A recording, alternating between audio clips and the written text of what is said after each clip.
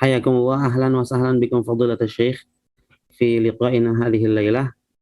اسمحوا لي أن أقدم لكم بمقدمة يسيرة قبل أن تبدأوا بمحاضرتكم. Baiklah teman-teman, ikhwah dan akhwat sekalian semuanya, semoga suara saya bisa didengar dengan jelas. Alhamdulillahirabbil alamin wal 'aqibatu lil muttaqin wala 'udwana illa 'alal zalimin. Asyhadu an la ilaha illallah wahdahu la syarika lah wa asyhadu anna Muhammadan 'abduhu wa rasuluh. Allahumma 'allimna ma yanfa'una wanfa'na bima 'allamtana wa zidna 'ilman ya rabbal alamin. Baiklah, insyaallah pada kesempatan malam hari ini kita akan kembali mengkaji kitab Ad-Durus Al-Muhimmah Li'ammatil Ummah karya Samahatul Syekh Abdul Aziz Ibn Abdullah Ibn Baz, dan insyaallah yang akan menyampaikan pelajaran pada malam hari ini adalah Fadilatul Syekh Abdul Aziz Al-Kanhal, yang beliau adalah seorang dai di Arab Saudi, tepatnya di kota Madinah, dan sebagai penulis tetap pada website Al-Alukah. Ya. Kita sapa terlebih dahulu Syekh kita ini. Hayakumullah Syekhana, hayakumullah wa bayakum, wa insyaallah sayakunu hadithuna hadhihi laylah an surat At-Takatsur insyaallah Syekhana. Baiklah, mari kita dengarkan pemaparan yang akan disampaikan oleh Syekh terkait dengan surah At-Takatsur. Kemarin kita sudah mempelajari surat Al-Adiyat dan juga surat Al-Qari'ah, dan sekarang kita akan melanjutkan pada surat selanjutnya, yaitu surat At-Takatsur. Tafadhalu Syekhana. لا أي صفحة يا أستاذ؟ إلى أي صفحة؟ الصوت لم يصلنا يا شيخنا. صوتكم إلى أي صفحة؟ sampai halaman berapa Ustaz? صوتكم لم يصلنا يا شيخنا. يبدو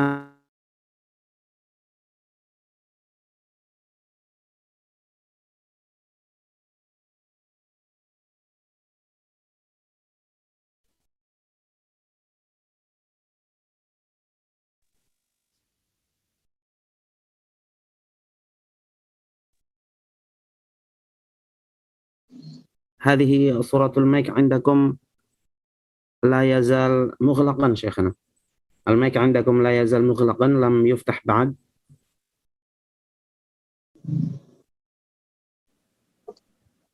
لم يبقى إلا أن تضغطوا على زر المايك حتى تفتحوا هذا المايك.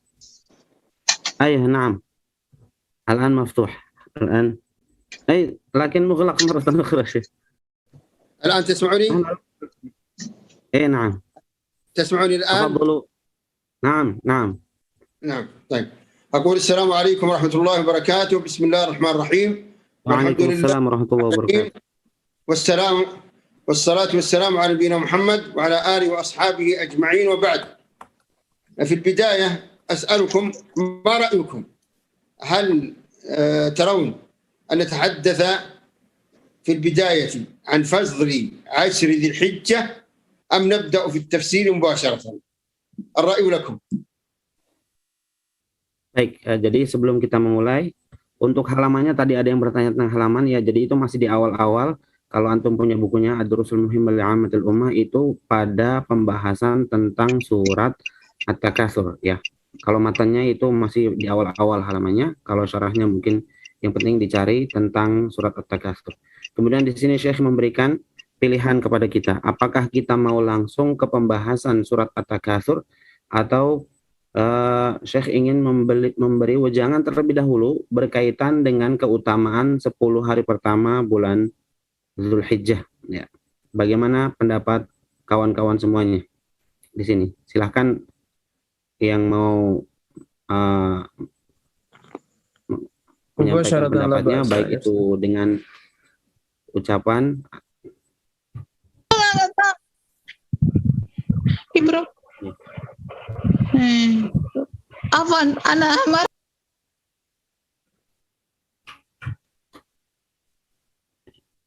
موافق إن شاء الله.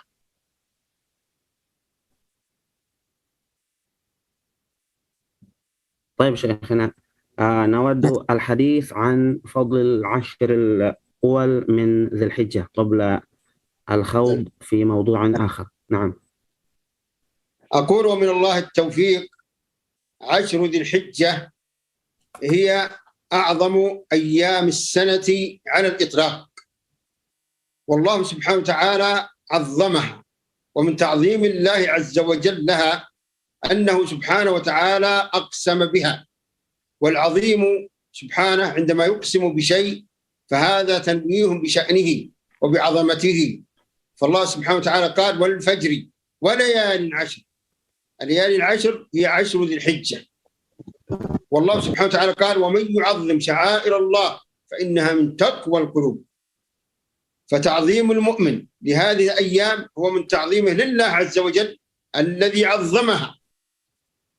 والنبي صلى الله عليه وسلم أخبر في الحديث الذي رواه الإمام مسلم في صحيح، الذي رواه الإمام البخاري في صحيحه، قال ما من أيام العمل الصالح فيها أحب إلى الله من هذه الأيام.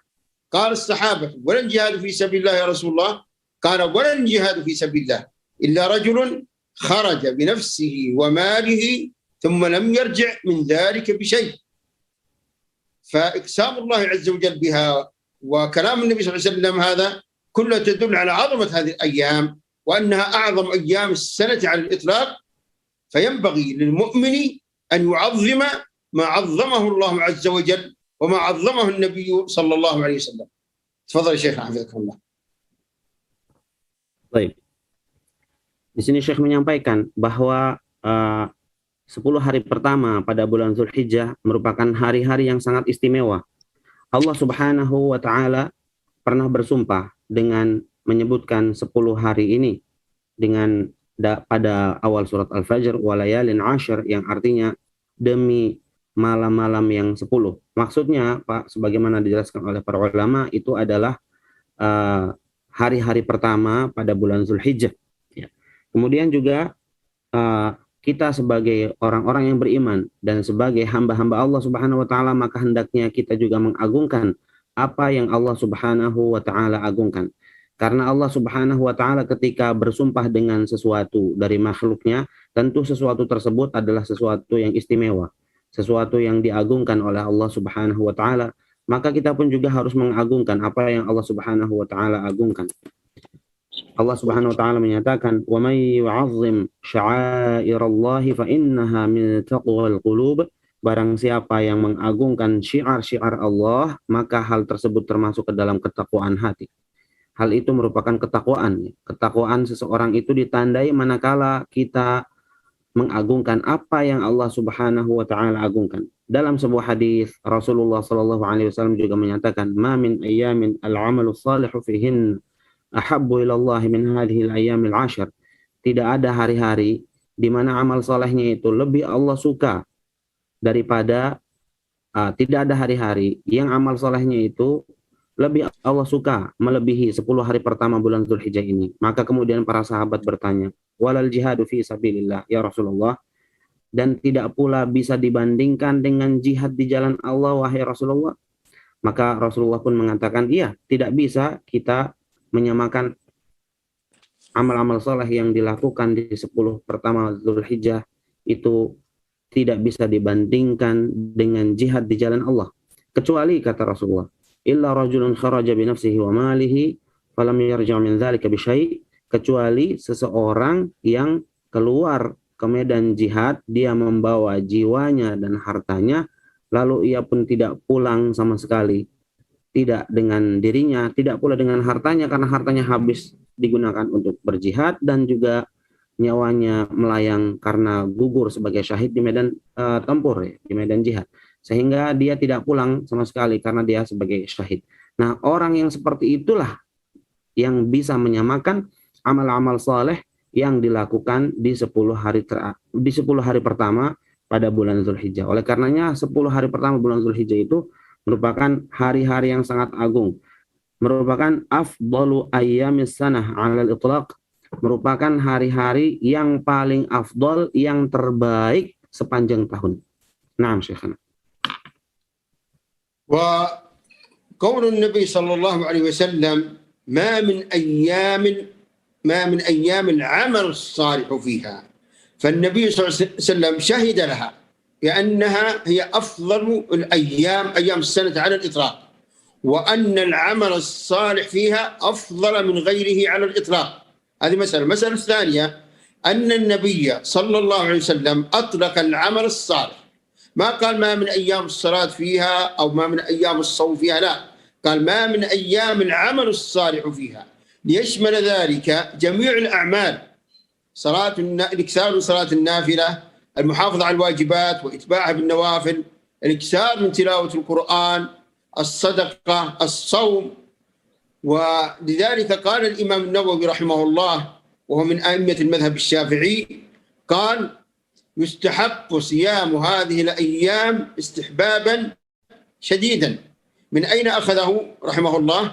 أخذه من قول النبي صلى الله عليه وسلم ما من أيام العمل الصالح، والصوم من أفضل الأعمال الصالحة، لأن النبي صلى الله عليه وسلم أخبر أن الله سبحانه وتعالى قال والصوم لي وأنا أجزي به، في الحديث المتفق عليه، مما يدل على عظم أجر الصيام.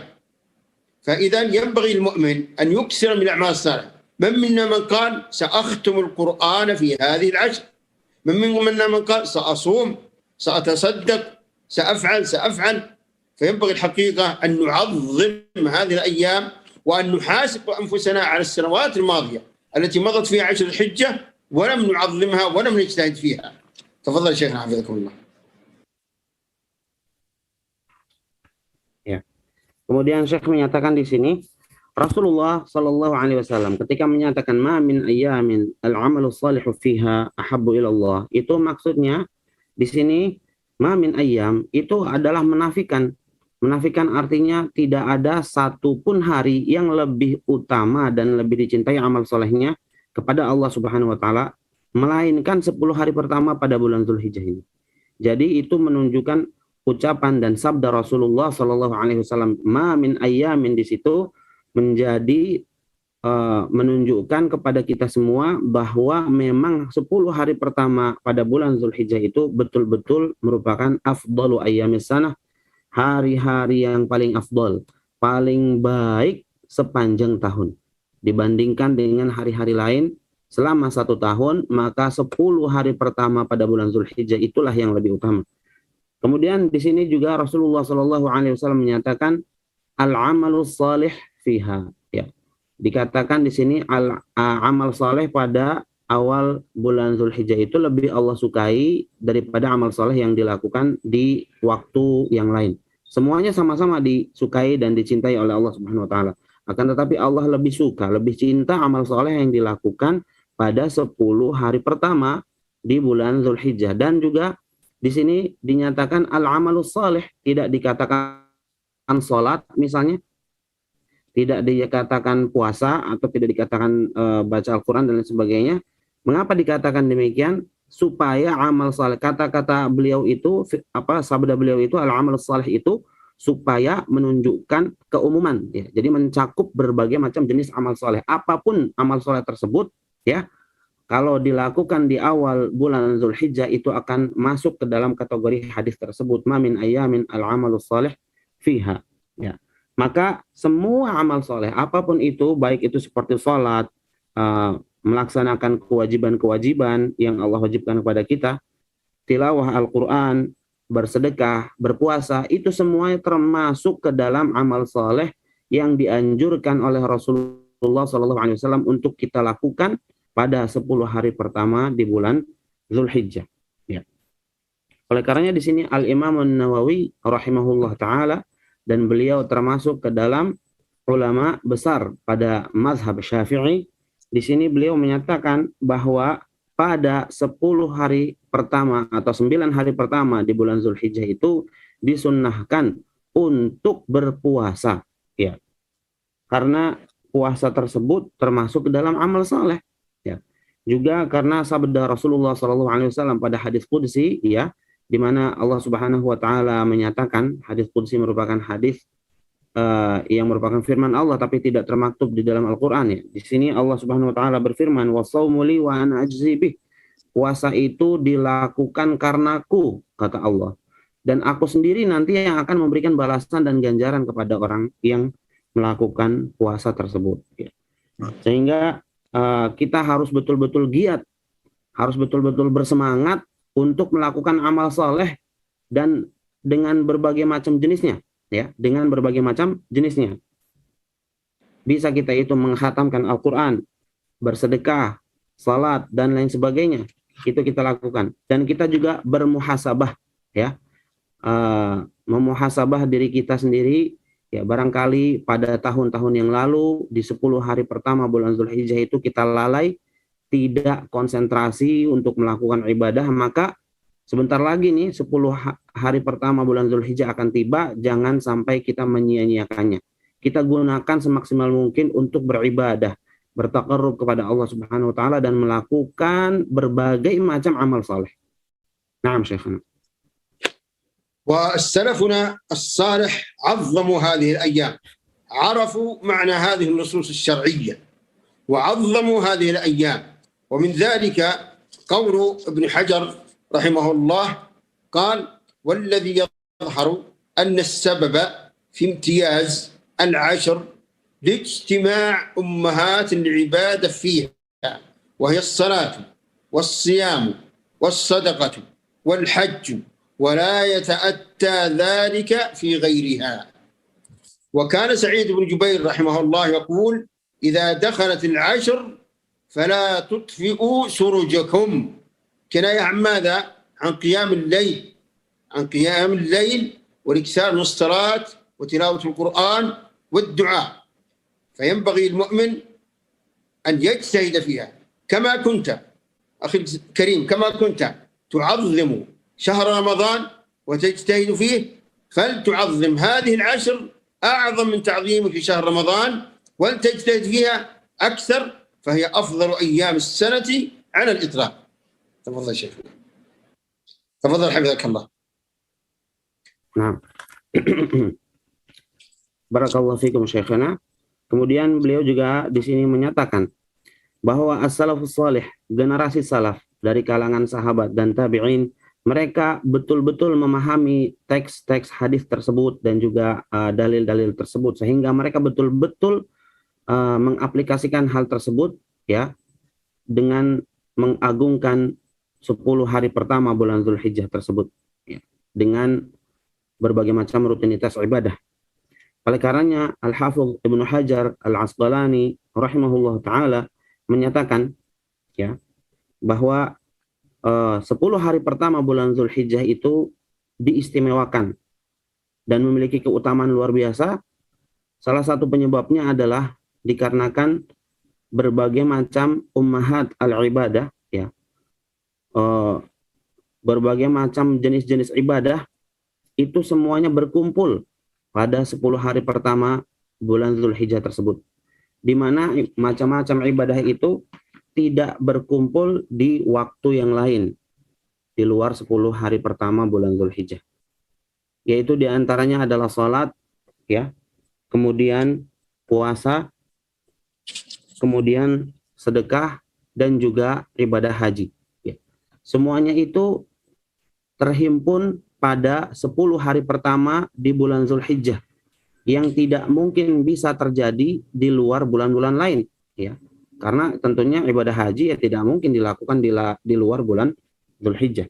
Nah, karena berbagai macam ibadah itu terkumpul di awal bulan Zulhijjah, oleh karenanya Allah Subhanahu wa taala memberikan keistimewaan pada bulan Zulhijjah ini, dijadikan sebagai hari yang sangat istimewa dan hari yang memiliki keutamaan lebih daripada hari-hari yang lainnya. Salah satu contoh dari ulama salaf yang bernama Sa'id bin Jubair, beliau mengatakan, jika telah datang 10 hari pertama bulan Zulhijjah, maka jangan kau matikan lampu-lampumu.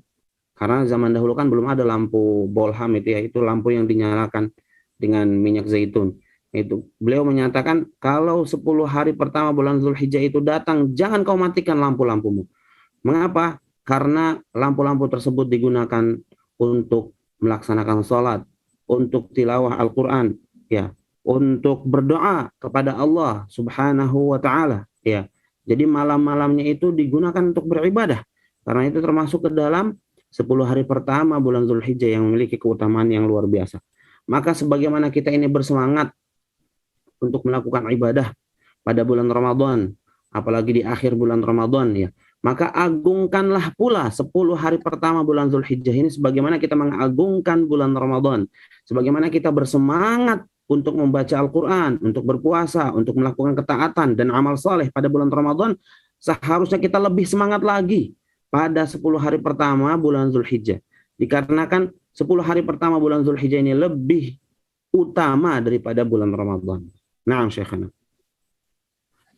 ومما يدل على عظمة هذه الأيام أنها الأيام التي شرع فيها ذكر الله سبحانه وتعالى وزيادة ذكر الله عز وجل. ذكر الله مشروع في كل حين، ولكن الله سبحانه وتعالى قال عن هذه الأيام ويذكر الله في أيام معلومات على ما رزقهم من بهيمة الأنعام. وجمهور العلماء على أن الأيام المعلومات هي 10 ذي الحجة. وكان أبو هريرة وابن عمر رضي الله عنهما يخرجان إلى الأسواق يكبران الله أكبر الله أكبر لا إله إلا الله الله أكبر ولله الحمد. فينبغي للمؤمن أن يحيي هذه السنة. ومما يبين عظمتها أن النبي صلى الله عليه وسلم شهد لها أنها أفضل أيام السنة على الإطلاق. وعشر ذي الحجة أيها الإخوة هي في شهر من الأشهر الحرم، بل هو أفضل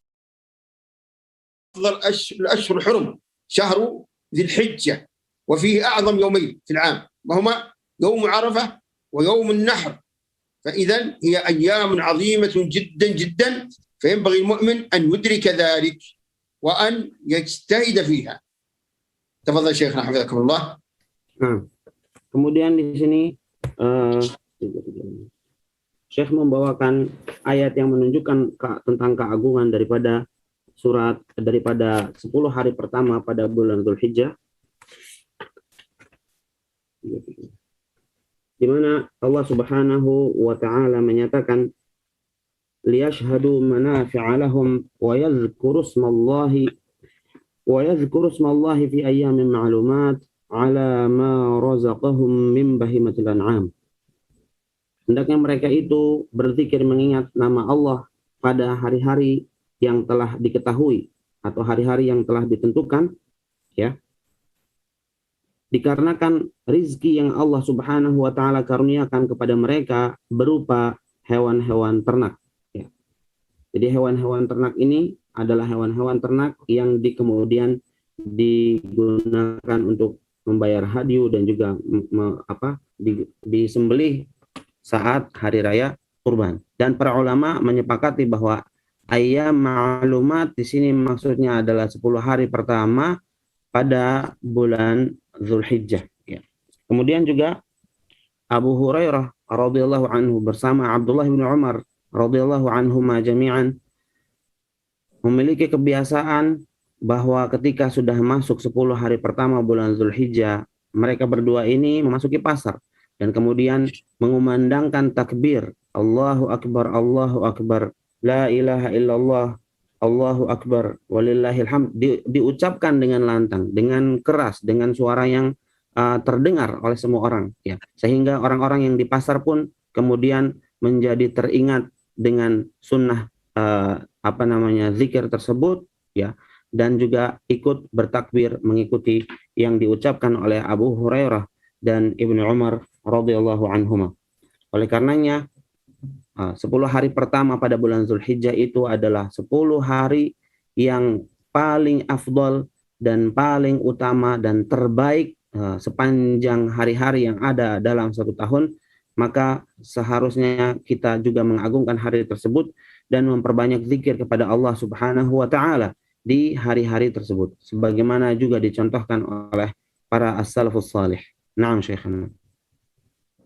Wa nudhakkiru بسنة صيام يوم عرفة، فإن غلبت على صيام 8 أيام الأولى لم تستطع فلا تفرط في صيام يوم عرفة، فإن النبي صلى الله عليه وسلم قال في الحديث الذي رواه الإمام مسلم في صحيحه قال: صيام يوم عرفة أحتسب على الله أن يكفر السنة التي قبله والتي بعده، رواه الإمام مسلم. وكما قلت فينبغي أن نجتهد فيها بأنواع العبادات، أن نكثر من العبادات في هذه الأيام العظيمة. مثلا الصدقة، قال النبي صلى الله عليه وسلم: ما نقصت صدقة من مال، رواه الإمام مسلم في صحيحه. وقبل ذلك الله سبحانه وتعالى قال: يا أيها الذين آمنوا أنفقوا مما رزقناكم من قبل أن يأتي يوم لا بيع فيه ولا خلة ولا شفاعة والكافرون هم الظالمون. تفضل يا شيخنا حفظكم الله. Hafizakumullah Syekhana. Kemudian juga di sini Syekh menyatakan kalau seandainya kita itu tidak bisa untuk berpuasa selama 9 hari di bulan Zulqa'dah tersebut, ya, atau 8 hari yang pertama kita tidak bisa untuk berpuasa mungkin karena kesibukan kita atau karena kelalaian kita, ya, maka jangan sampai terlewatkan untuk berpuasa pada hari ke-9, di mana puasa tersebut adalah puasa Arafah. Dan Rasulullah SAW menyatakan, "Siyam yaumi Arafah ahtasibu 'ala Allahi an yukaffira as-sanata allati qablah was sanata allati ba'dah." Hari Arafah itu, puasa di hari Arafah itu aku mohonkan kepada Allah agar bisa menghapuskan dosa-dosa di tahun sebelumnya dan di tahun setelahnya. Tentunya ini adalah keutamaan yang sangat luar biasa dan sangat amat betul-betul merugi sekali orang yang menyia-nyiakan waktu tersebut dan dia masih makan minum dan meninggalkan puasa pada hari tanggal 9 tersebut, ya. Ini hadisnya riwayat Muslim, ya. Selain daripada puasa itu juga banyak ibadah-ibadah yang lain yang Allah Subhanahu wa taala anjurkan kita untuk melakukannya, misalnya seperti bersedekah. Rasulullah sallallahu alaihi wasallam menyatakan, "Ma naqasat shadaqatun min mal." Sedekah itu sama sekali tidak mengurangi harta kita, justru membuat harta kita jadi berkah, ya. Ini juga adalah hadis riwayat Muslim. Dan sebelumnya juga tentunya Allah Subhanahu wa taala juga banyak menganjurkan kita untuk berinfak dan bersedekah, ya, di banyak ayat di dalam Al-Qur'an, di antaranya adalah firman Allah Subhanahu wa taala pada surat Al-Baqarah, "Ya ayyuhalladzina amanu anfiqu mimma razaqnakum min qabli an ya'tiya yawmun la bay'un fihi wala khullatun wala syafa'ah wal kafiruna humuz zalimun."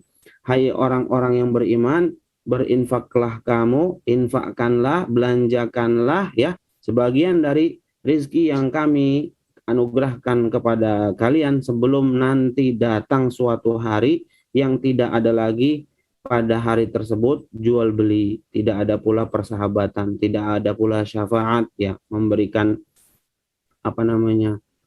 manfaat kepada orang lain, itu udah tidak ada lagi. Dan orang-orang kafir pada saat itu mereka adalah orang-orang yang melakukan kezaliman, ya.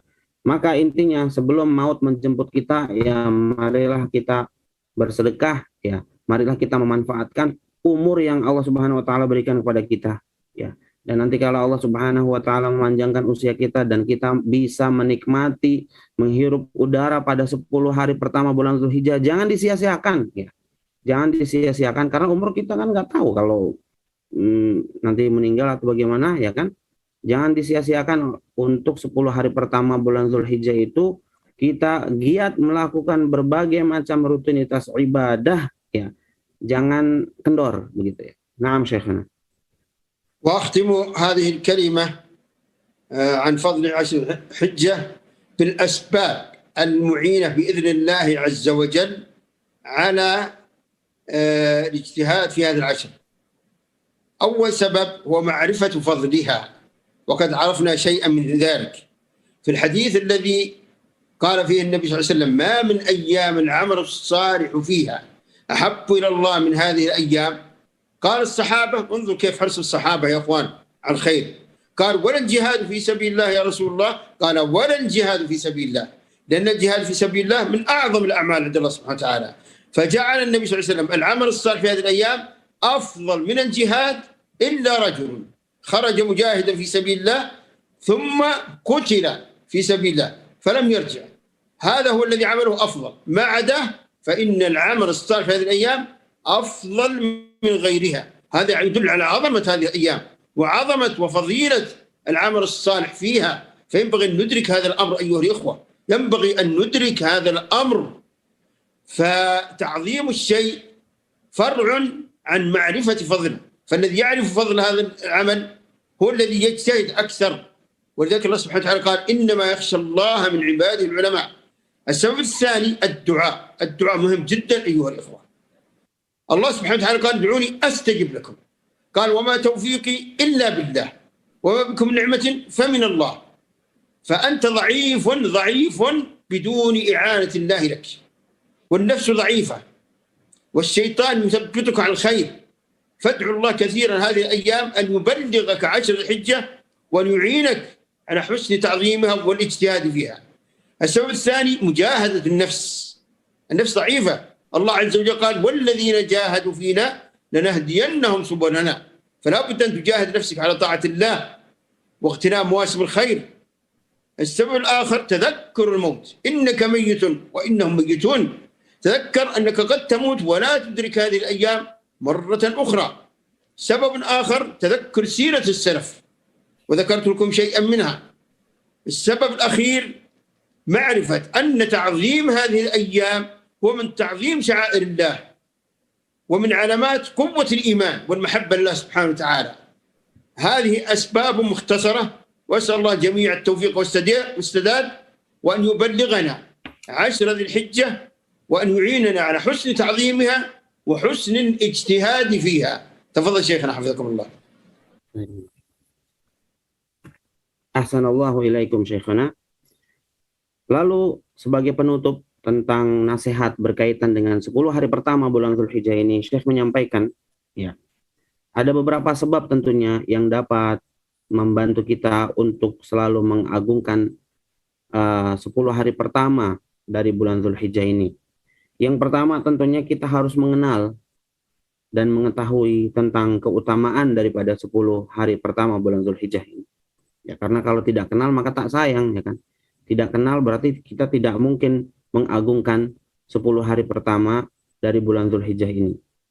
Oleh karenanya dalam hadis juga dikatakan, ya, ma min ayyamin al-amalu salihu fiha ahabbu ila Allah min hadhil ayyamil 'ashr.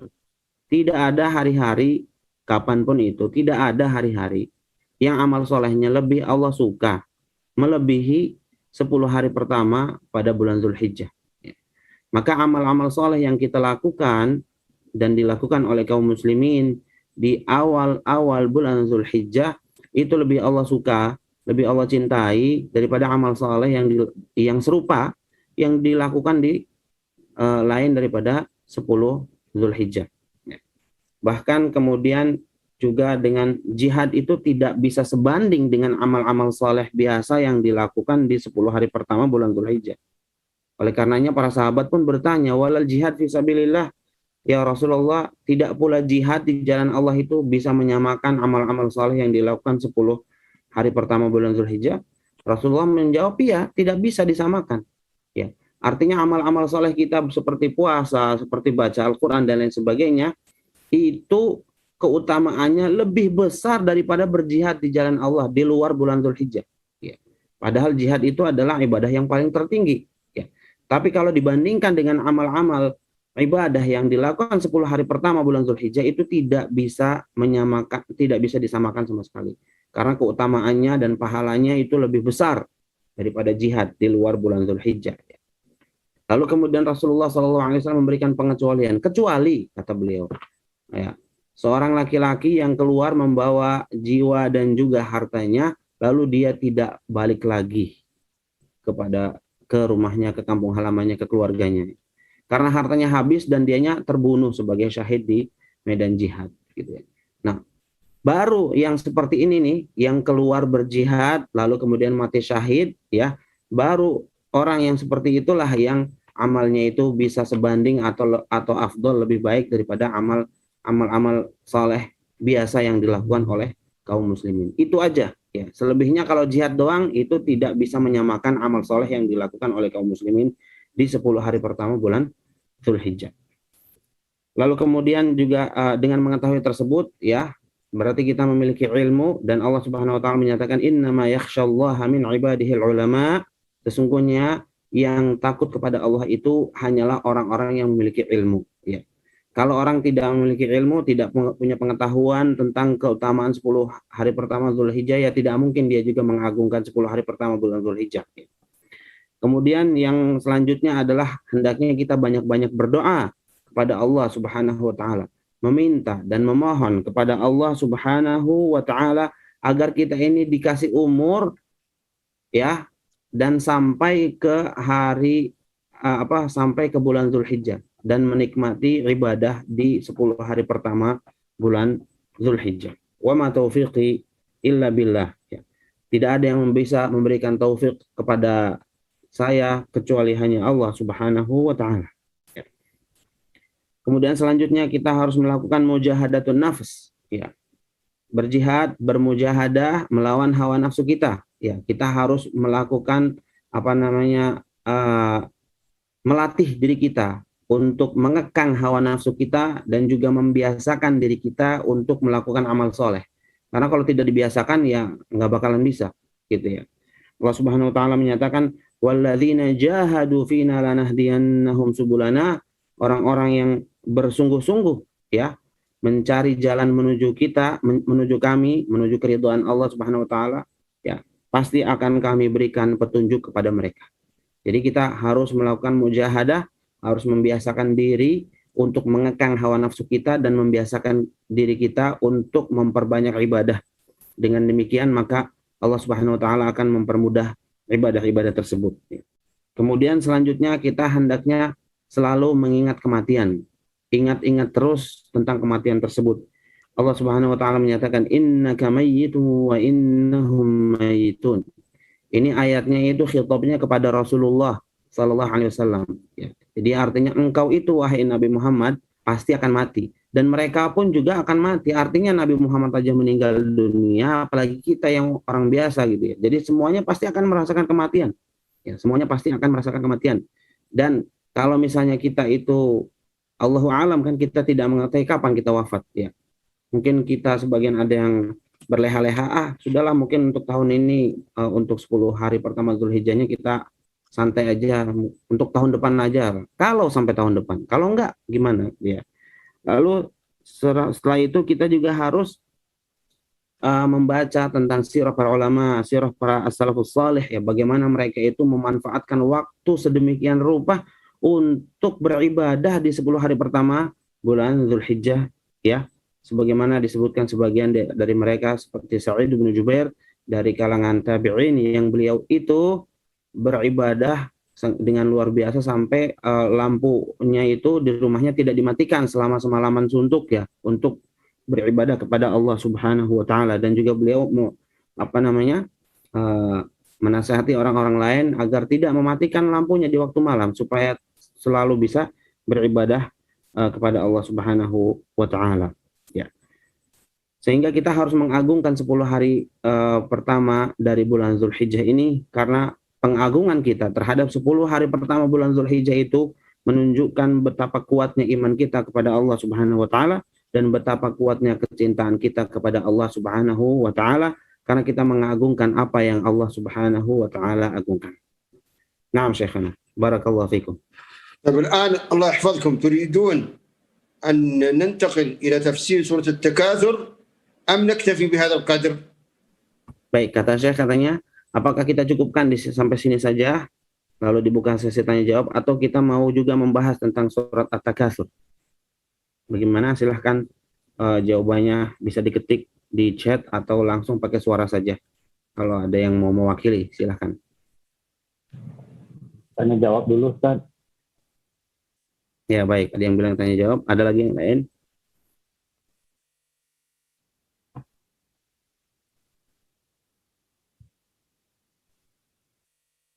Lanjut surat At-Takatsur. Tanya jawab, jawab. Ada lagi yang lain?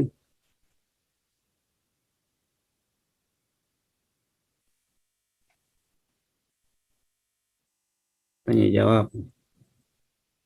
طيب يا شيخ نفتح باب الأسئلة أكثرهم يختارون السؤال والجواب. السؤال طيب قبل السؤال والجواب في 10 أيام 10 ذي الحجة سيكون هذا الوقت غير مناسب لي، فإن أردتم أن نتوقف في 10 ذي الحجة توقفنا ونعود بعد العيد إن شاء الله، وإن أردتم أن يقدم يعني قبل هذا الوقت بساعتين أو 3 فلعل ذلك ممكن إن شاء الله، فالخيار لكم. يعني في نفس اليوم ولكن يقدم البرنامج إلى قبل ساعتين كذا. يعني قبل ساعتين أو 3 تكون عندنا في المدينة وقت الظهر. الآن نحن في وقت العصر، نحن عندنا هنا. طيب. هنا. طيب. فإما أن يقدم أو أن يتوقف الذي تريد، ما عندي إشكال. Baik, kemudian juga Syekh sebelum menjawab pertanyaan-pertanyaan yang mungkin nanti akan diajukan oleh antum sekalian, Syekh ingin memberitahu juga ya, jadi mungkin nanti untuk 10 hari pertama bulan Zulhijjah beliau tidak bisa untuk menyampaikan pelajaran seperti biasa di malam Ahad seperti sekarang ini ya, karena beliau akan lebih fokus kepada ibadah ya, kecuali jadi pilihannya ada 2 hal, bisa memang diberhentikan sementara kajian rutin beliau di malam Ahad ini, itu opsi yang pertama.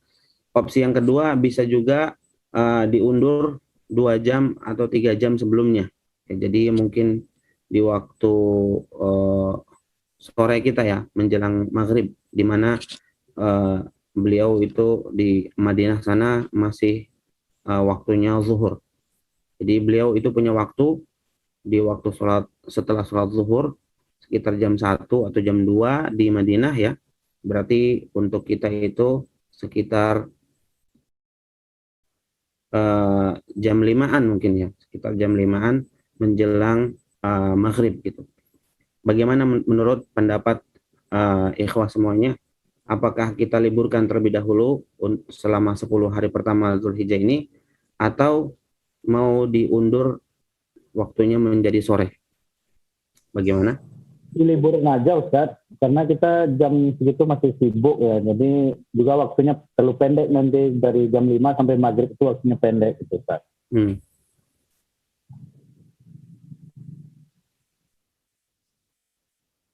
Ada juga yang cuti sementara supaya fokus. Tetap jalan aja. Anaknya bingung nih milih yang ada yang jalan. Libur aja dulu Ustaz.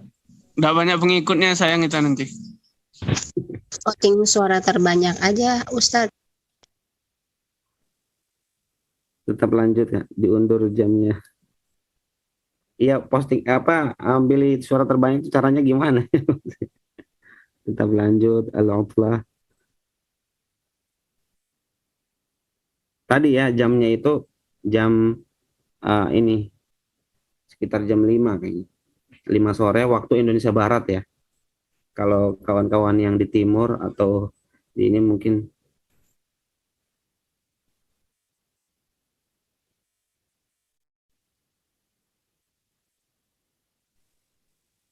kayaknya banyak yang request lanjut. banyak yang request lanjut ya. Baik, diputuskan untuk lanjut nggak apa-apa? Nastamir. Amir insyaallah. Bil waktu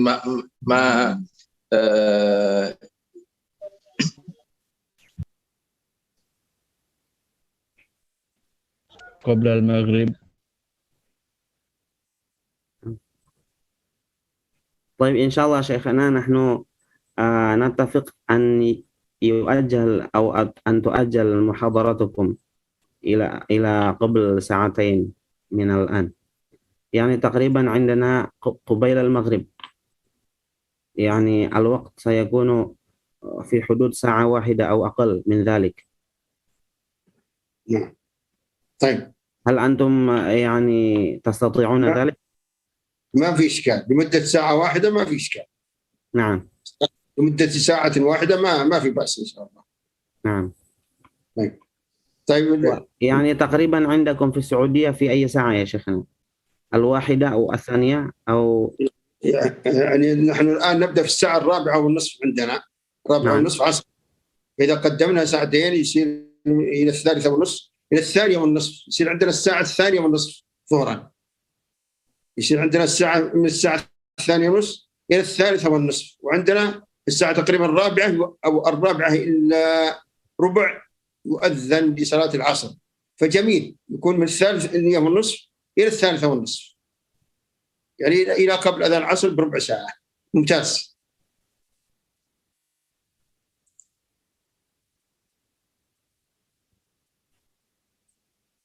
انظروا في التوقيت كيف الساعة 2:30 تكون عندكم، وهل مناسبة لكم أم لا؟ Ustaz Rifki ada enggak di sini ya, Ustaz Rifki?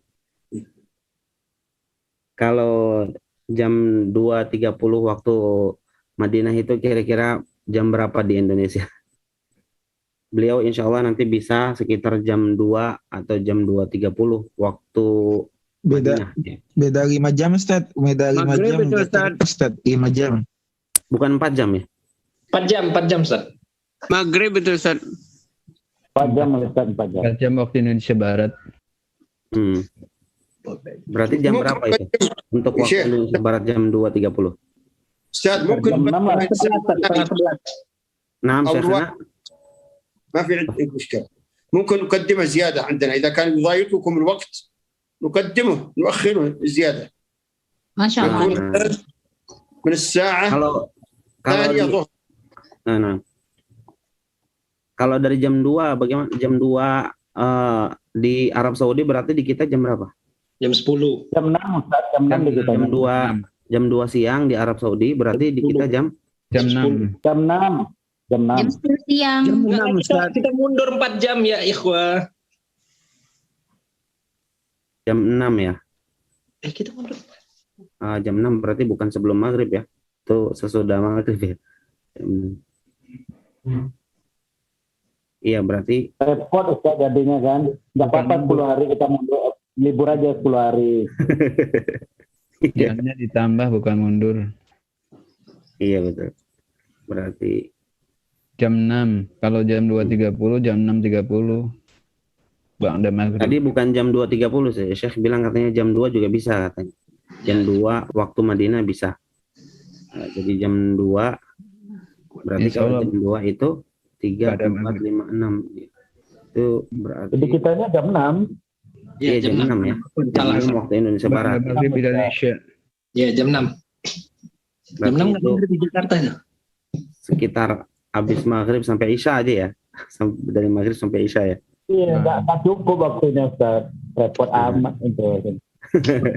Ya nggak apa-apa. Artinya kalau ada yang nggak bisa datang pun nggak apa-apa. Karena kan mungkin nanti ada yang menyediakan rekamannya gitu. Jadi rekamannya kan nanti di-upload juga gitu. Dan itu mungkin sedih dong kita nggak bisa ikut. Cuma 1 kali doang kayaknya. Karena 10 hari itu kan cuma sekali doang nanti. Ya Ustaz, idza ra'aita munasib nahnu ma'akum insyaallah. Wa bidayatan uridu an ashkur li Syekhna Abdul Aziz barakallahu fiik ala al-ilm wal muhadarah al-lailah masyaallah al-muhadarah qayyimah wal mufidah lana wa ana khususan niyabatan min talabah Indonesia nakhussu syukur lakum ya Syekh. Allah yarda alaikum barakallahu fiikum hayakumullah. ونرجو هذه المحاضرة يعني نواصل بالنسبة الساعة إذا رأيت مناسب نحن معكم إن شاء الله بإذن الله. جزاكم الله خير جزاكم الله خير جزاكم الله خير جزاكم الله خير وبارك الله فيكم. وأنا أسعد كثيرا لما أعلم أنكم والحمد لله تستفيدون. هذا فضل الله سبحانه وتعالى ونحبكم في الله ونسأل الله يجمعنا وإياكم في جنات الفردوس الأعلى. آمين. أحبكم الله الذي أحببتنا فيه. نحن نخبركم شيخنا إن شاء الله ستؤجل المحاضرة خلال العشر الأولى من ذي الحجة، ولكن نحن نرجو من فضيلتكم أن تؤجل فقط إلى الساعة 2 ظهرا عندكم. ما رأيكم شيخنا؟ طيب مناسب طيب نعم إن شاء الله. نعم.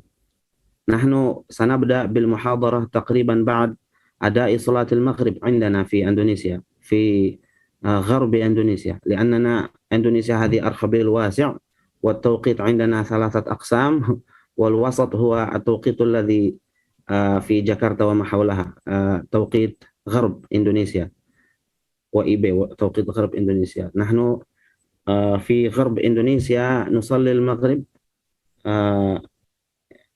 يعني، وبعد أدائنا لصلاة المغرب إن شاء الله سنبدأ بالمحاضرة معكم خلال تلك الأيام إن شاء الله تعالى.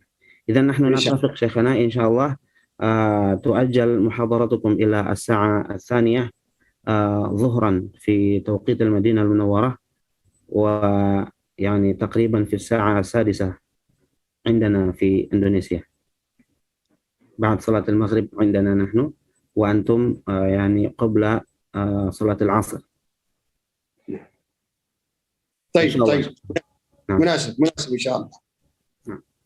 Jadi disepakati ya teman-teman semuanya, insya Allah yang bisa berkesempatan hadir ahlan wa sahlan, yang tidak bisa berkesempatan hadir juga tidak apa-apa, dan insya Allah ini mungkin kajiannya tidak terlalu panjang karena hanya sekitar setelah sholat maghrib sampai isya ya, mungkin kajiannya hanya ringkas saja. Kemudian juga yang berhalangan pun juga insya Allah nanti masih bisa mendengarkan rekamannya gitu ya. Dan ini mungkin cuma 1 kali saja karena setelah itu nanti akan kembali normal lagi seperti biasa. Musta'id. Bismillah. Baik, hal min soal atau istifsar, ada yang mau bertanya? Ada yang mau mengajukan pertanyaan? Silakan. Saya izin bertanya. Ya, silakan. Tafadhol. Bismillahirrahmanirrahim. Bismillah. Kenalkan, Ana Arfan dari Tangerang. Saya izin bertanya, kira-kira apakah benar, apakah dengan kita bertakbir di hari raya, bertakbir di 10 hari di bulan Zulhijjah itu termasuk sunnah? Nah, kira-kira dari manakah hadisnya? Saya pernah membacanya, mungkin saya agak sedikit lupa gitu untuk memurojaah gitu. Syukran barakallahu fiik. Naam, hadza akhuna Arfan min Madinat Tangerang. يسألكم فضيلة الشيخ عن أدلة مشروعية التكبير في العشر الأول من ذي الحجة. ما هو الحديث الوارد في ذلك، وهل يشرع لنا أن نكثر من التكبير في الأيام الأولى من ذي الحجة؟ نعم. أولا جزا الله السائل خيرا، فهذا سؤال طيب جدا. والأمر الثاني أن النبي صلى الله عليه وسلم قال في الحديث الآخر، قال فأكثروا فيهن من التهليل والتكبير. فهذا شيء ثاني، الله قبل ذلك الآية القرآنية التي قال الله عز وجل فيها ويذكر الله في أيام معلومات على ما رزقهم بهيمة الأنعام. وجمهور العلماء على أن الأيام المعلومات هي 10 ذي الحجة، فهناك تكبير مطلق وأيضا فعل الصحابة رضوان الله عليهم، ابن عمر وأبو هريرة وغيرهم. وهناك تكبير مطلق وتكبير مقيد.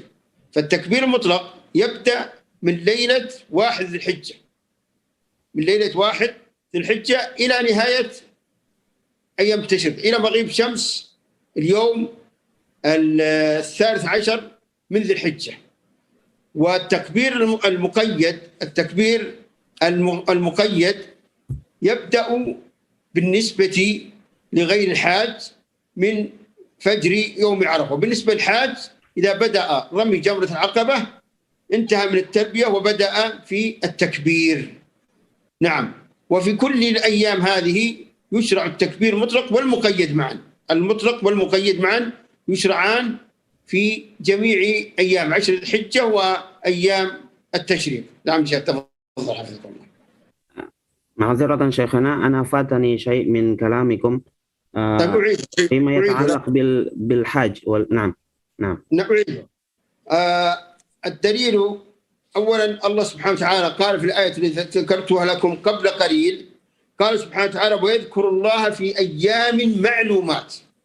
وجمهور العلماء على أن هذه الأيام المعلومات هي 10 ذي الحجة. وفعل الصحابة أيضا كون أبو هريرة وابن عمر رضي الله عنهما يخرجان إلى السوق ويكبر الناس بتكبيرهما، هذا يدل على مشروعية ذلك. فهذا الأمر الثاني، هناك تكبير مطلق وتكبير مقيد. فالمطلق يبدأ من ليلة 1 ذي الحجة. المطلق يكون في أي وقت، وأنت في السيارة وأنت في بيتك وأنت في أي مكان. أما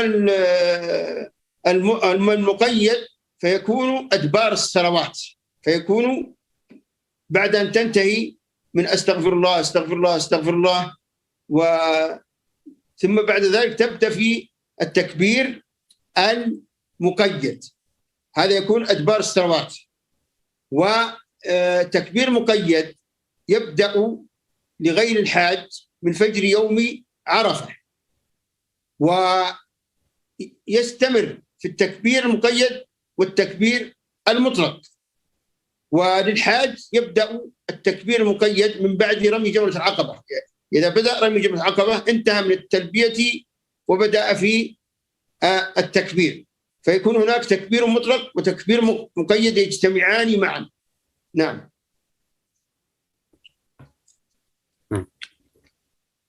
Barakallahu fikum Syekhana. Jadi di sini jawabannya adalah pertama, bahwa Allah Subhanahu wa taala menyatakan pada surat Al-Hajj ya. Di dalam surat Al-Hajj ayat yang ke-28, di situ disebutkan liyashhadu manafi'a lahum wa yadhkuru ismallahi fi ayyamin ma'lumat. Dan menyebut nama Allah, hendaknya mereka itu menyebut nama Allah pada hari-hari yang telah diketahui, pada hari-hari yang telah ditentukan ya. Dan para ulama semuanya bersepakat bahwa hari-hari tersebut adalah hari-hari pertama pada bulan Zulhijjah ya. Itu dalil yang pertama, sebagaimana juga disebutkan di dalam hadis bahwa Rasulullah SAW menyatakan fa'aksiru fihinna min at-tahlil wa takbir, perbanyaklah oleh kalian pada hari-hari tersebut tahlil dan juga takbir ya. Lalu yang kedua juga apa yang dilakukan oleh para sahabat, di mana para sahabat ini tentunya mengamalkan sunnah Rasul SAW dan ajaran-ajaran beliau. Yang dicontohkan diantaranya oleh Abu Hurairah dan Ibnu Umar radhiyallahu anhuma, di mana beliau itu mereka ini mengumandangkan takbir dan kaum muslimin saat itu mengikuti takbir mereka. Lalu kemudian keterangan lebih lanjutnya, Syekh menyebutkan bahwa yang namanya takbir itu dibagi menjadi 2 bagian. Ada takbir yang mutlak, ada juga yang muqayyad. Takbir yang mutlak itu berarti takbir yang tidak diikat dengan tempat ataupun juga waktu ya, jadi bebas. Itu takbir mutlak itu dimulai sejak dari tanggal 1 Zulhijjah sampai maghrib tanggal 13 Zulhijjah, itu adalah takbir mutlak.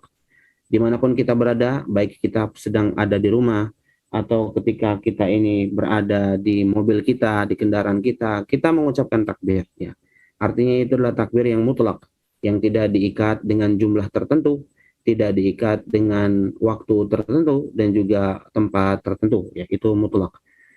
Adapun takbir yang kedua yaitu yang muqayyad, yang waktunya itu adalah setelah kita selesai menunaikan sholat-sholat wajib ya. Dan itu tentunya untuk orang yang tidak sedang mengerjakan ibadah haji ya. Takbir muqayyad ini dimulai dari tanggal 9 Zulhijjah pada hari Arafah sampai ke tanggal 13 Zulhijjah.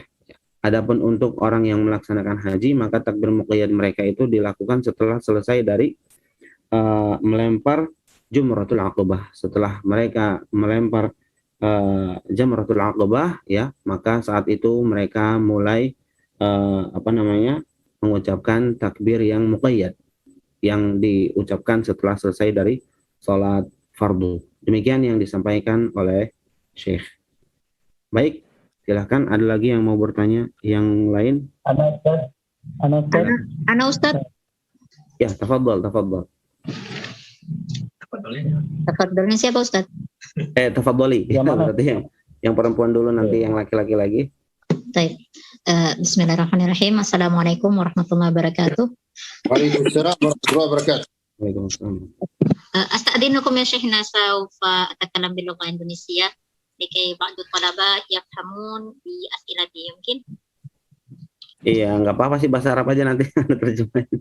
Ustaz, pakai bahasa Indonesia aja. Nah, ada titipan pertanyaan Ustaz Afwan. Jadi untuk pelaksanaan potong kurban, apakah boleh dilaksanakan di hari kedua dengan udzur, misalnya tim pemotong kurbannya atau tukang jagalnya itu berhalangan hadir di hari pertama, mungkin karena sudah full booking dan lain sebagainya.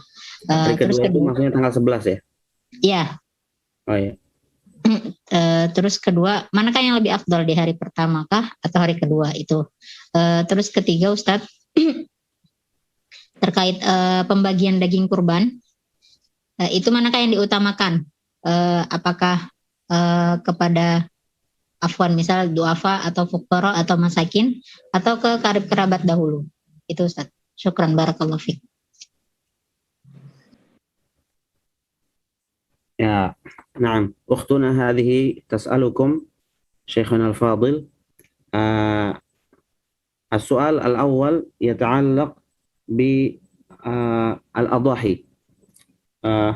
تسأل هل إذا كان الجزار مثلا، الجزار الذي من عمله أنه يذبح أضاحي الناس يعتذر عن الحضور في يوم عيد الأضحى ولم يستطع الحضور في ذلك اليوم، ولكنه يعدهم أن يحضر في اليوم الثاني أو هو اليوم 11 من ذي الحجة، فهل يجوز ذلك؟ أقصد هل يجوز ذبح الأضاحي في اليوم 11 من ذي الحجة؟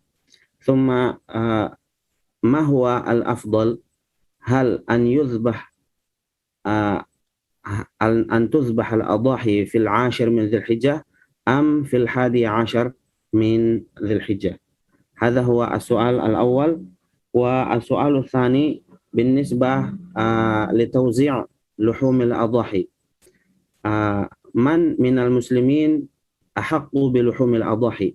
هل هم الضعفاء والفقراء والمساكين أم أن المضحين أيضا يعني يوزعون اللحوم على الجيران والأقرباء والأهل؟ يعني أيهما يعني أحق بلحوم الأضاحي؟ نعم شيخنا. بالنسبة للسؤال الأول، أولا أشكر الأخت الكريمة على هذا السؤال، فهو سؤال طيب جدا. ثانيا بالنسبة للسؤال الأول، الأفضل هو أن تكون الأضاحي في اليوم الأول، لأن هذا اليوم هو أفضل أيام السنة على الإطلاق، وهو من 10 ذي الحجة التي العمل في الصالح فيها أفضل من غيره. فإذا ذبح الأضحية في اليوم الأول من أيام العيد لا شك أنه أفضل بكثير بكثير بكثير من اليوم 11 أو 12 أو 13. أما بالنسبة للجواز فهو يجوز أن تذبح في 11 في 12 في 13 وإلى قبل مغيب الشمس يوم 13. فإذا غابت شمس يوم 13 انتهى العيد. وكذلك هدي الحج انتهى خلاص، ما يجوز. نعم. كما قلت من ناحية الأفضل لا شك أن يوم العيد أفضل بكثير. من ناحية الجواز يجوز ولكنه يفوت الأفضل. تفضل شيخنا حفظكم الله. Baik, jadi untuk pertanyaan yang pertama tadi jawaban dari Syekh adalah bahwa yang paling utama untuk menyembelih hewan kurban itu adalah pada saat Lebaran di tanggal 10 Zulhijjah pada hari raya Idul Adha, ya. Karena tanggal 10 itu termasuk ke dalam 10 hari pertama bulan Zulhijjah, sehingga amal-amal saleh yang dilakukan pada saat itu tentunya lebih utama daripada yang dilakukan pada tanggal 11, 12, dan 13 bulan Zulhijjah, ya. Karena itu sudah di luar daripada 10, walaupun dia masih mendapatkan keutamaan juga di 3 hari setelahnya itu, ya. Jadi Dari segi keutamaan tentu yang lebih utama adalah ketika penyembelihan tersebut dilakukan pada tanggal 10 Zulhijjah gitu. Tapi kalau dilakukan pada tanggal 11 Zulhijjah dan seterusnya itu boleh ya. Kalau dari segi keutamaan yang utama adalah tanggal 10 ya. Kalau dari segi kebolehan ya boleh dilakukan pada tanggal 11 ataupun 12 dan 13. Sampai batas akhirnya itu adalah ketika matahari tenggelam di tanggal 13 Zulhijjah ya. Maka ketika matahari itu sudah tenggelam di tanggal 13 Zulhijjah itu hari raya sudah selesai dan juga tidak boleh lagi dilakukan pemotongan hewan dengan mengatasnamakan kurban dan juga tidak ada hadyu untuk jamaah yang melaksanakan ibadah haji. Naam Syekhana. بالنسبة للسؤال الثاني شيخنا أجبت عنه قلت أن الجواز جائز يجوز. نعم لا يعني توزيع لحوم الأضاحي توزيع لحوم الأضاحي يوم أول. نعم. نعم. ومن رغب وتمنى أن تذبح في اليوم الأول ولكنه لم يستطع، هو لا يستطيع الذبح والجزار لا يستطيع أن يأتي إليه، فيرجى أن يكتب له الأجر، أجر يوم العيد، لأنه منع من ذلك فيرجى له ذلك. نعم.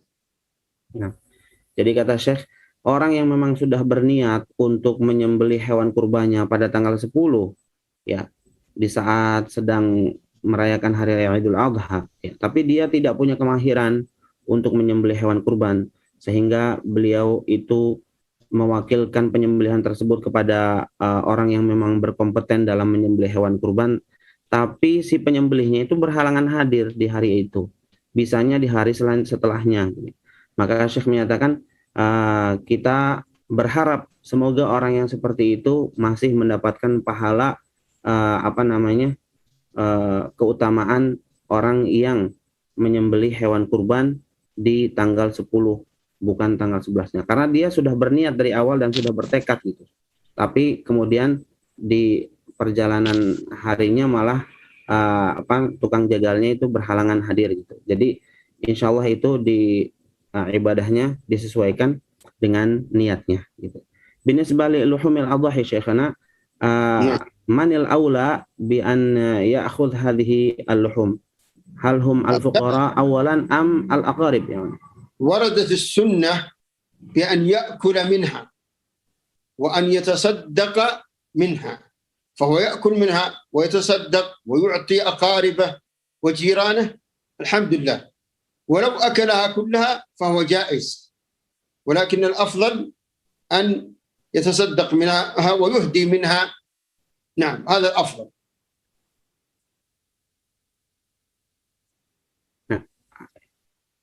Jadi Syekh di sini menjawab bahwa diterangkan الأفضل هو تطبيق السنة وهي الأكل منها والتصدق منها والإهداء منها. نعم، والإهداء لا يلزم يكون للفقراء، ممكن للجيران للأقارب. نعم، فالسنة جرت بذلك. نعم، ولو أكلها كلها فلا بأس عليه، لكنه خلاف السنة، خلاف الأفضل. نعم. Jadi di sini Syekh menjelaskan untuk pertanyaan yang kedua tadi ya, sunnah Rasul Shallallahu Alaihi Wasallam menjelaskan bahwa orang yang berkurban itu hendaknya ia membagi menjadi 3 bagian ya, daging kurbannya itu ada yang untuk dikonsumsi pribadi, lalu ada yang dihadiahkan. Tentunya kalau hadiah ini tidak mesti kepada orang fakir, bisa kepada tetangga-tetangganya, bisa kepada karib kerabatnya, kepada keluarganya ya.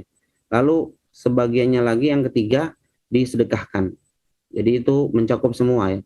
Dirinya sendiri kebagian, lalu menghadiahkan dalam rangka menghormati orang juga ada jatahnya, dan juga menyedekahkan orang miskin juga ada. Jadi 3-tiganya ada ya.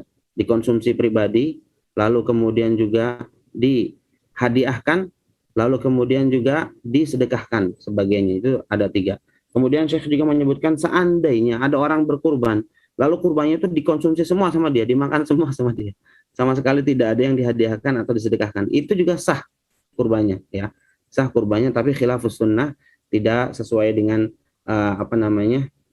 yang lebih afdal ya, tidak sesuai dengan yang lebih afdal. Kalau yang afdal itu tadi dibagi menjadi 3 bagian ya, ada sebagian yang dikonsumsi pribadi, ada yang dihadiahkan, ada pula yang disedekahkan. Kalau disedekahkan pastinya kepada fakir miskin ya, kalau dihadiahkan tentunya kepada orang-orang yang kita hormati begitu. Nah, sekarang yang laki-laki silakan. Yang tafadhal. Ya, Ana Johnson Rizal dari Padang. Iya. Kesepakatan masyarakat di kampung Ana itu ditunjuk orang untuk menyembelih hewan kurban itu. Ini dia yang pertama kondisinya dia itu dukun kemarin, tapi dia sholat. Yang kedua ada lagi dia tukang sembelih itu nggak sholat sama sekali gitu.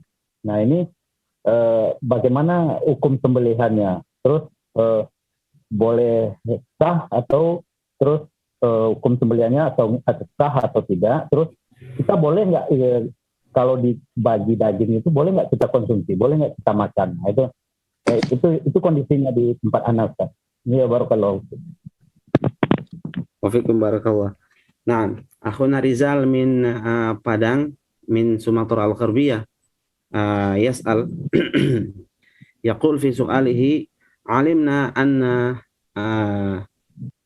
يعني الجزار الذي أسند إليه عملية الذبح للأضاحي في يوم العيد علمنا أنه رجل لا يصلي البتة لكنه يذبح الأضاحي فهل يصح ذبحه هذا وهل يجوز لنا أكل لحوم الأضاحي من الأضاحي التي ذبحها هو؟ نعم شيخ تفضل. هذه مسألة تعود إلى مسألة الحكم على تارك الصلاة، وهي مسألة مختلف فيها بين العلماء، هل هو كافر كفرا أكبر أم كفرا أصغر؟ فالذين قالوا بكفره كفرا أكبر قد لا يجيزون ذلك، وإن الذين قالوا بأنه كفر أصغر وكفر دون كفر ففي الحالة هذه يجوز ذلك. لكن عموما الجزم بأنه لا يصلي أبدا هذا قد يصعب، وقد يكون ما يصلي مثلا في المساجد، مثلا ما يصلي أمام الناس، قد يكون يصلي في بيته. فالمسألة هذه تحتاج إلى تحري فإن كان مشركا شركا أكبر فإنه لا تجوز ذبيحته، أما إن كان دون ذلك فالأمر في هذا أوسع.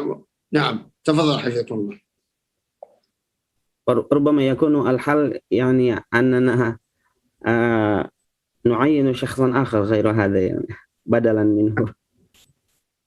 أنا أفضل في هذه المسائل أن لا يكثر الجدال فيها، وأن يبحثوا لهم وينتهوا الإشكال، يبحثوا لهم عن جزار يصلي وينتهي الإشكال.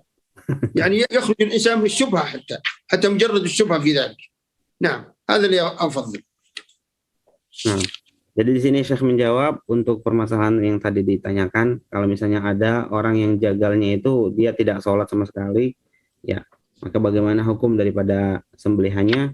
Di sini kata Syekh ini tergantung daripada khilaf yang ada pada para ulama. Ada di antara para ulama yang menyatakan bahwa orang yang meninggalkan sholat itu sudah dihukumi sebagai orang kafir, dia tidak lagi sebagai muslim, ya kufur akbar, ya. Lalu ada juga yang menganggapnya sebagai kufrun duna kufur, ya. Jadi merupakan kufur kecil yang tidak mengeluarkannya dari agama Islam, ya. Dan kalau kita itu memastikan bahwa si fulan itu tidak sholat, ya itu justifikasi yang kita lakukan itu tidak bisa kita serta-merta melakukan hal seperti itu, karena kita tidak tahu juga, barangkali itu orang di rumahnya sholat gitu ya, tapi dia tidak sholat berjamaah, maka kita tidak bisa menghukumi bahwa si fulan itu tidak sholat gitu, sampai kita betul-betul tahu bahwa kesehariannya memang dia tidak sholat, bukan cuma sekedar tidak sholat jamaah di masjid tapi di rumahnya masih sholat gitu ya. Kalau kita betul-betul sudah tahu, bahwa dia itu memang tidak sholat ya, maka dikembalikan lagi hukumnya kepada para ulama tadi ya. Ada yang menyatakan bahwa yang tidak mengerjakan sholat itu berarti dia sudah kafir ya, maka tidak boleh untuk mengkonsumsi daripada hewan yang dia sembelih ya, karena dia bukan orang Islam. Lalu kemudian ada juga yang mengatakan bahwa itu hanya dosa besar saja, sedangkan dia masih dihukumi sebagai orang Islam. Tapi kata Syekh tadi yang penting, yang lebih selamat adalah ya cari saja tukang jagal yang lain, tukang potong hewan yang lain, ya, yang memang kita ketahui dia orang soleh, orang yang melakukan sholat, ya, selalu menjaga sholat wajibnya, ya, kita tugaskan dia untuk menyembelih hewan kurban kita, maka dengan demikian hilanglah sudah problematika yang tadi itu, begitu ya. Baik, silahkan. Sini ada lagi yang.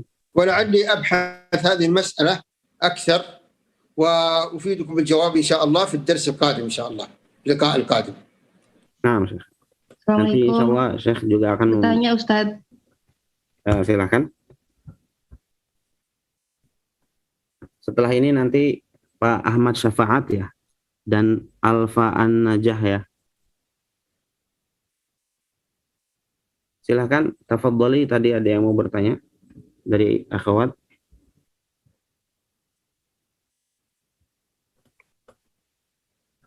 Ya, baik, Alfa Ahmad Syafaat, silahkan kalau mau bertanya, langsung saja nyalakan mic-nya. Maaf Ustaz. Assalamualaikum. Tanya Ustadz. Waalaikumsalam warahmatullahi wabarakatuh. Oh ya, nanti dulu Ukhti, mungkin Akhi Ahmad Syafaat dulu, nanti Ukhti masuk setelah beliau. Pertanyaannya begini Ustadz, tadi dijelaskan oleh Syekh, tidak ada hari yang amal solehnya lebih afdol, lebih disukai daripada 10 hari bulan Dzulhijjah. Apakah termasuk dengan 10 hari terakhir di bulan Ramadan? Pertanyaannya itu Ustadz. Jadi afdol mana yang 10 hari di terakhir bulan Ramadan dengan 10 hari di awal bulan Dzulhijjah? Itu yang pertama. Yang kedua, ada hadis yang menyatakan kalau kita memberi suatu informasi kebaikan dan diamalkan oleh orang lain, maka kita mendapat pahalanya. Apakah kalau kita ngasih tahu puasa sunnah, baik 3 hari di tengah bulan atau 10 hari di bulan Dzulhijjah, ngasih tahu aja Ustadz, tapi nggak ngerjain. Dia ngerjainnya cuman yang tanggal 9 Arafah aja. Apakah dari 1,8 dapat pahala yang sama? Cuma ngasih tahu, misalkan nge-share di WA atau di grup apa gitu, Ustaz.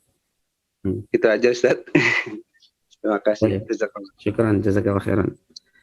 Naam, Syekhana, hadha akhuna Ahmad Syafaat yaqul fi su'alihi lahu su'alan. As-su'alul awwal an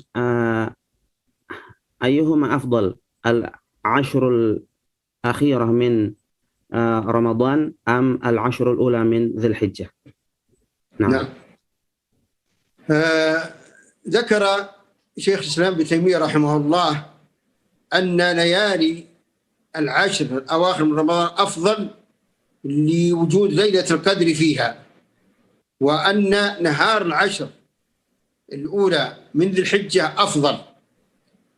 وعند التدقيق في قول النبي صلى الله عليه وسلم ما من أيام العمل الصالح فيها، فالنبي صلى الله عليه وسلم أطلق وقال ما من أيام العمل الصالح فيها أفضل منه في هذه الأيام. فهذا نص صريح على أن العمل الصالح في هذه الأيام أفضل من كل أيام السنة، والله أعلم. المهم أن الإنسان يجتهد في هذه الأعمال ويستعين بالله سبحانه، هذا هو المهم. نعم تفضل. Nah, jadi jawaban dari Syekh di sini, Syekhul Islam Ibnu Taimiyah rahimahullahu taala menyebutkan bahwa ketika beliau juga ditanya ya mengenai 10 terakhir Ramadan dengan 10 pertama Dzulhijjah itu manakah yang lebih afdal, maka beliau menyatakan bahwa malam-malam 10 hari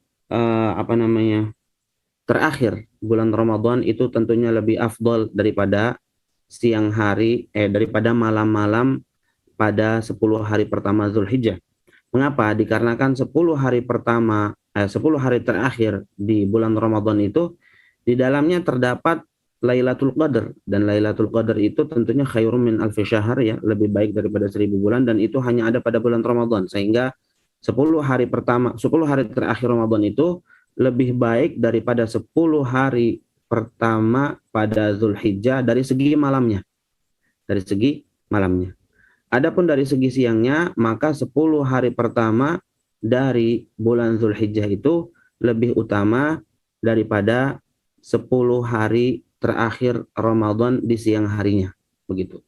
Itu yang rincian yang diberikan oleh Syekhul Islam Ibnu Taimiyah. Lalu kemudian Syekh menutup dengan hadis tadi, ya, ma min ayyamin al-amalu salihu fihinna ahabbu ila Allah min hadhil ayyamil 'ashr. Di sini Nabi Muhammad SAW menyebutkan secara itlaq, ya, itlaq itu artinya tidak muqayyad, tidak dibatasi oleh apapun. Jadi ketika beliau menyatakan ma min ayyam, tidak ada sama sekali hari-hari sepanjang tahun yang lebih Allah sukai dan lebih Allah cintai amal solehnya melebihi daripada 10 hari pertama pada bulan Zulhijjah. Maka ini menunjukkan bahwa 10 hari pertama daripada bulan Zulhijjah itulah yang lebih afdal, ya. Sehingga yang perlu kita persiapkan, ya, tidak perlu kita membanding-bandingkan gitu mana yang lebih utama. Yang jelas ketika kita mendengar keutamaan tersebut, kita segera melakukan banyak amal soleh, gitu, ya. Itulah sebagai modal kita di 10 hari pertama bulan Zulhijjah.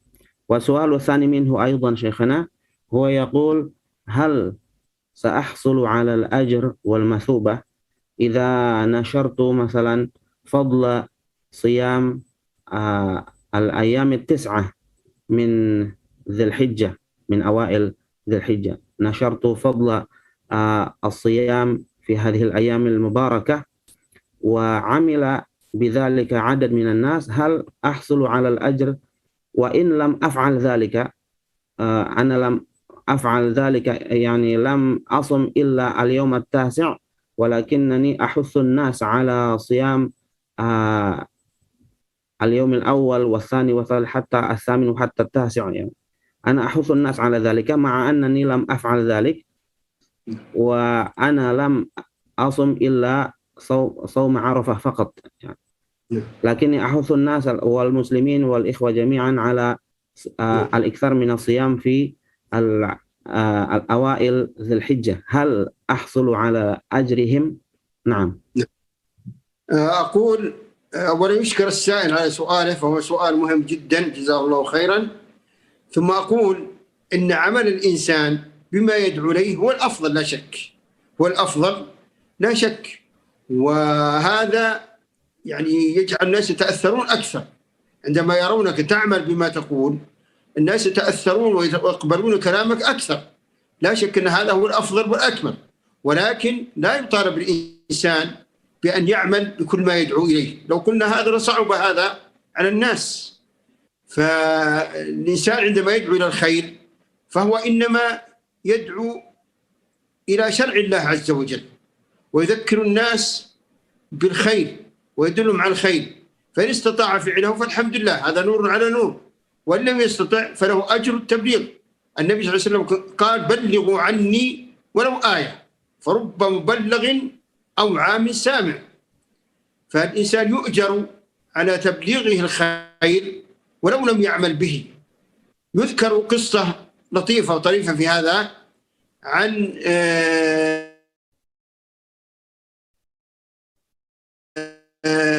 أحد العلماء، كان رجلا الحسن البصري رحمه الله، كان خطيبا مؤثرا جدا، إذا خطب في موضوع تأثر الناس وعمل.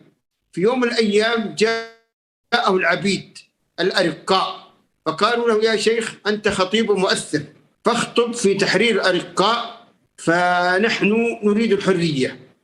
فقال الشيخ إن شاء الله. فجاءوا في الجمعة الأولى الأرقاء اصطفوا في الصف الأول يقولون الآن سيخطب الشيخ وسننعم بالحرية. فخطب الشيخ وانتهت الخطبة ولم يتكلم في هذا الأمر. فخرجوا وهم فيهم حسرة، فقالوا لعل الشيخ شغل عن هذا، إن شاء الله الجمعة القادمة. فأتوا في الجمعة القادمة ولم يخطب الشيخ أيضا. في الجمعة الثالثة أو الرابعة خطب الشيخ في هذا الموضوع، فخرج الناس كلهم، كل واحد يقول لعبده أنت حر لوجه الله، أنت حر لوجه الله، أنت حر لوجه الله. فجاء العبيد إلى الشيخ قالوا يا شيخ جزاك الله خير ولكن تأخرت علينا.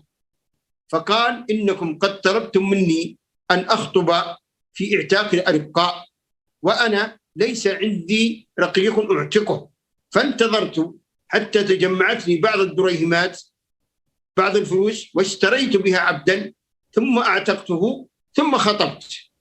فكان هذا مؤثر في الناس. هو لا يطالب بهذا شرعا، ولكن هذا من ورع السلف، من ورع السلف أنه ما يتكلمون ولا يحثون إلا على شيء يعملون به. عموما نقول لك يا أخي الكريم جزاك الله خيرا وأنت على أجر إن شاء الله، والأكمل أن يعمل الإنسان ولا بما يدعو إليه ولكن لا يطالب بذلك. نعم تفضل شيخنا حفظكم الله. Nah, ahsanallahu ilaikum wa baraka fikum.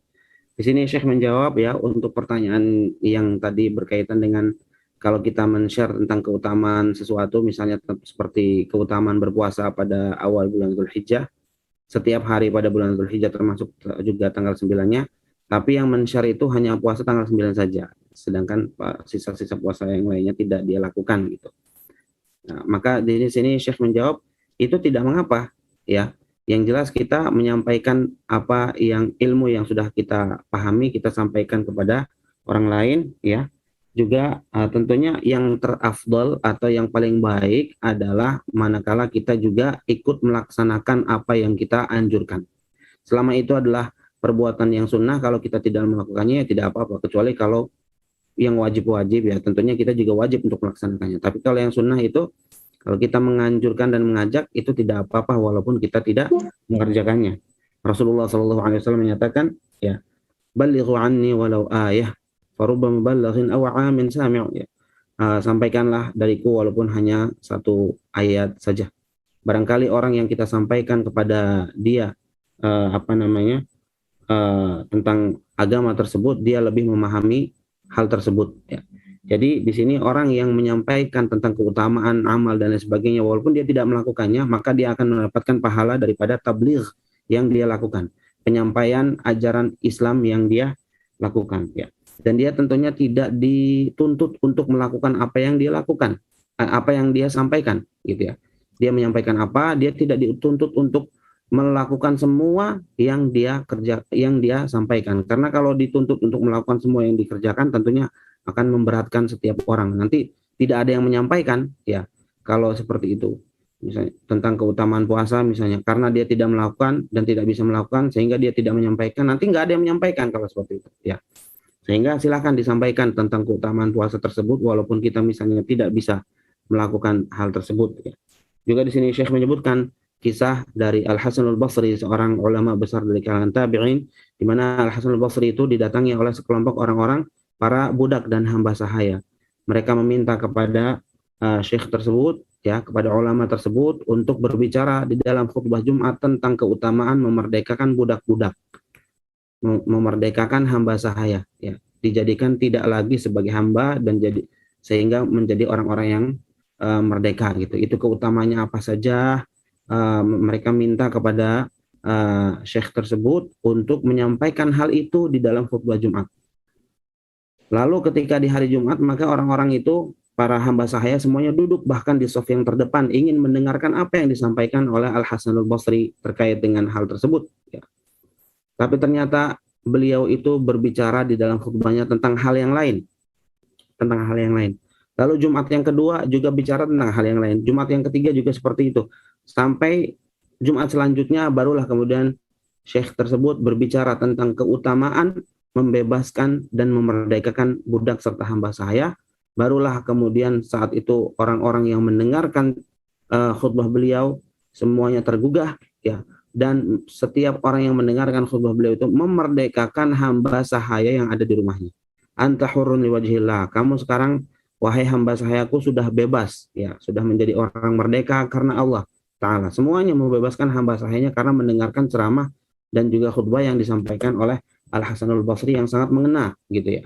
Maka kemudian para hamba sahaya itu atau mantan-mantan hamba sahaya yang sudah dibebaskan oleh tuan-tuannya itu datang kepada Al-Hasan Al-Basri lalu mengatakan, wahai Syekh, Jazakallah khairan, terima kasih banyak. Semoga Allah membarak dengan kebaikan karena engkau telah menyampaikan khutbah tentang keutamaan membebaskan hamba-hamba sahaya. Akan tetapi kenapa kok lama sekali kami tunggu ya, baru Jumat ini engkau menyampaikan khutbah tentang keutamaan membebaskan hamba sahaya itu. Maka beliau menjawab, saya itu diminta oleh kalian untuk menyampaikan keutamaan membebaskan hamba sahaya, memerdekakan budak ya. Sedangkan saya sendiri tidak punya budak. Maka saya kumpulkan dulu beberapa uang, beberapa dirham, sampai terkumpul beberapa, lalu kemudian saya pun beli budak dan hamba sahaya, lalu saya merdekakan karena Allah Subhanahu wa ta'ala. Baru setelah itu, kemudian saya berkhutbah yang isinya tentang keutamaan membebaskan hamba sahaya, begitu.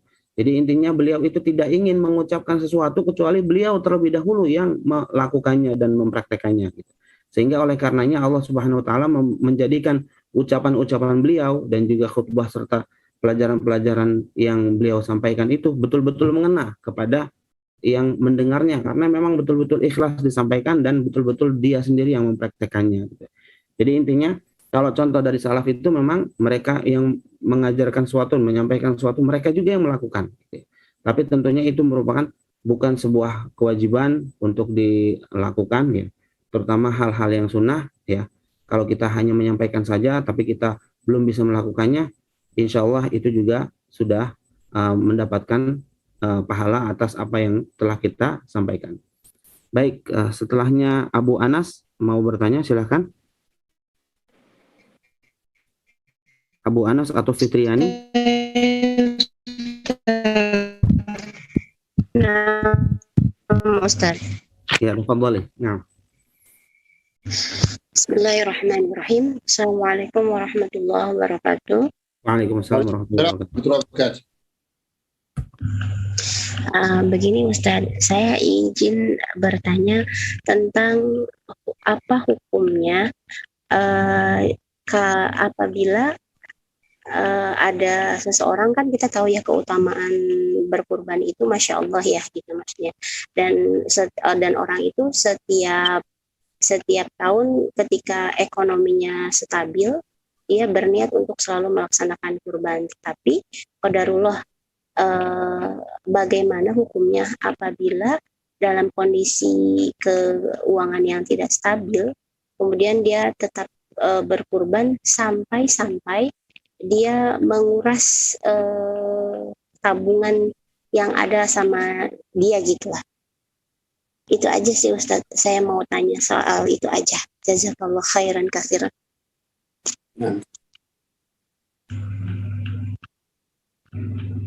Wassalamualaikum warahmatullahi wabarakatuh.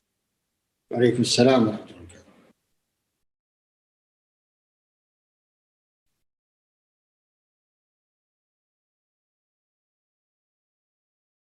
ليس عندي صوت يا شيخ، لا أسمع. نعم، أختنا هذه فطرياني تسألكم عن الأضحية. إذا كان الرجل عنده قدرة مالية على التضحية فلا مشكلة في ذلك، لكن إذا كان الرجل مثلا كان اقتصاده يعني ضيقا وليس عنده مبلغ كافي للأضحية، فهو يخرج جميع ما في رصيده من المال، يستعمله جميعا في شراء الأضحية لكي يضحي في يوم عيد الأضحى، وبذلك نفد جميع ماله. فهل مثل هذا يشرع أم لا؟ نعم. الجواب لا يشرع. لماذا؟ لأسباب. السبب الأول أن الأضحية سنة مؤكدة وليست واجبة. هذا الأمر الثاني أن الله سبحانه وتعالى قال لا يكلف الله نفسا إلا وسعها، فكون هذا الرجل فقير وليس عنده إلا مال قليل فيحتفظ بماله هذا للإنفاق على نفسه وعلى أسرته، ولا يجلسون يتكففون الناس أو يجلسون في ضائقة مالية شديدة، لا يصلح هذا الكلام أبدا. فهي سنة مؤكدة والله سبحانه وتعالى قال لا يكلف الله نفسا إلا وسعها وأبشره بأنه يؤجر لأنه عزم ونوى ورغب ولكن الفقر منعه. فإن النبي صلى الله عليه وسلم قال إن العبد إذا مرض أو سافر كتب الله له ما كان يعمله صحيحا مقيما. وانظروا إلى فقراء الصحابة الذين جاءوا إلى النبي صلى الله عليه وسلم ليحملهم في غزوة تبوك، قال لا أجد ما أحملكم عليه، تولوا وأعينهم تفيض من الدم حزنا ألا يجدوا ما ينفقون. ماذا قال فيهم النبي صلى الله عليه وسلم؟ قال إن بالمدينة لرجالا ما سرتم مسيرا ولا قطعتم واديا إلا كانوا معكم شركوكم في الأجر. قال الصحابة وهم بالمدينة يا رسول الله؟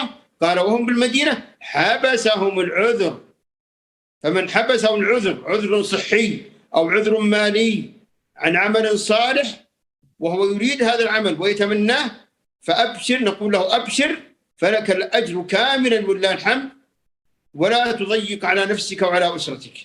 تفضل يا شيخ. Baik. Jadi di sini Syekh menjawab langsung ya, jawabannya itu tidak disyariatkan untuk orang yang seperti itu, ya. Tidak disyariatkan untuk orang yang memang tidak memiliki kemampuan menunaikan ibadah kurban, dia tidak disunahkan untuk melakukan ibadah kurban. Karena ibadah kurban itu hukumnya adalah sunnah muakkadah menurut jumhur para ulama, ya, dan bukan sebuah kewajiban, ya. Kemudian juga di sini Syekh menyebutkan ayatnya la yukallifullahu nafsan illa wus'aha, Allah tidak membebani seorang pun kecuali sesuai dengan kadar kemampuannya, ya. Maka tidaklah baik ketika seorang itu menguras semua harta yang dia miliki untuk berkurban lalu kemudian dia menjadi orang yang kelaparan, kemudian keluarganya meminta-minta dan sebagainya, ya. Tentunya itu tidak termasuk ke dalam hikmah, ya, tidak sesuai dengan syariat, ya, kalau seperti itu. Jadi orang yang memang tidak memiliki kemampuan, ya, tidak disyariatkan untuk dia melaksanakan ibadah kurban. Akan tetapi Syekh membawakan kabar gembira kepada orang yang seperti itu, ya. Dia memiliki keuangan yang pas-pasan, ya. Kemudian dia sudah bertekad dan betul-betul ingin untuk melaksanakan kurban, ya. Akan tetapi karena kefakirannya, ya, karena perekonomiannya yang pas-pasan itu, ya, menghalangi dia untuk berkurban, maka insya Allah orang yang sudah bertekad bulat untuk melakukan kurban namun terhalang dengan kemiskinannya, terhalang dengan himpitan ekonominya, maka insya Allah orang itu pun juga akan mendapatkan pahala seperti orang yang berkurban, ya. Sebagaimana Rasulullah SAW juga menyatakan bahwa jika seseorang itu dia mengalami sakit atau dalam kondisi safar, ya, maka Allah Subhanahu wa taala akan terus memberikan pahala kepada dia seperti ketika dia itu dalam keadaan sahihan muqiman, ya, dalam kondisi sehat dan sedang berada di kampung halamannya, ya. Kalau misalnya dia itu ketika dia sehat dan berada di kampung halamannya itu kebiasaan ibadah yang dia lakukan apa? Misalnya sering berpuasa, sering melakukan baca Al-Quran atau sholat dan lain sebagainya, itu kalau kondisinya sehat dan berada di kampung halamannya.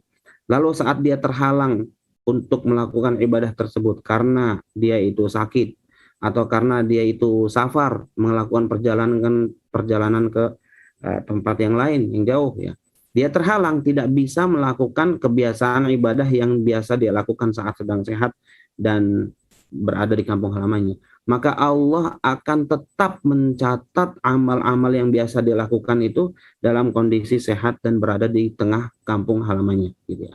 Maka seperti itu juga orang-orang yang sudah dia itu niat, ya, tapi ketika datang hari raya Idul Adha ternyata uangnya nggak pas, ya, uangnya atau kurang, ya, maka insya Allah orang yang seperti itu juga masih mendapatkan pahala daripada ibadah kurban.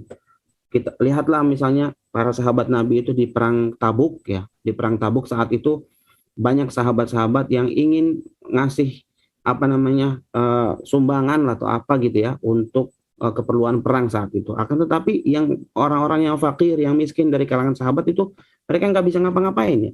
Akhirnya mereka itu tawallau wa a'yunuhum tafidu minad dam'. Mereka berpaling, ya, pulang ke rumahnya mereka nggak bisa ngasih apa-apa, nggak punya uang, nggak punya apa, dan air mata mereka itu bercucuran air mata, ya. Hazanan alla yajidu ma yunfiqun, dikarenakan mereka tuh sedih, tidak punya harta yang bisa mereka infakkan, ya, di jalan Allah Subhanahu wa taala dalam rangka perang Tabuk tersebut. Akan tetapi kemudian Rasulullah Shallallahu alaihi wasallam memberikan kabar gembira kepada orang-orang yang seperti itu, ya. Mereka pengen banget, ya, mendermakan hartanya tapi nggak punya, gitu, ya. Maka Allah Subhanahu wa taala akan memberikan pahala seperti yang mereka niatkan, gitu, ya. Seperti yang mereka tekadkan di dalam hati mereka. Jadi insya Allah mengenai pahala, Allah Subhanahu wa taala itu maha baik, maha dermawan, ya, maha karim, ya. Tidak akan membatasi pahala kurban itu hanya untuk orang-orang yang berkurban saja. Orang yang betul-betul bertekad mau kurban pun juga kemudian dia terhalang tidak bisa melakukan kurban, insya Allah dia juga akan mendapatkan pahala dari kurban tersebut. Baik, kepada Akhi Abu Anas, silahkan. Kapan? Mungkin ini terakhir saja, pertanyaan terakhir karena sudah larut malam, kasihan yang lain juga. Silakan Akhi Abu Anas. Oke,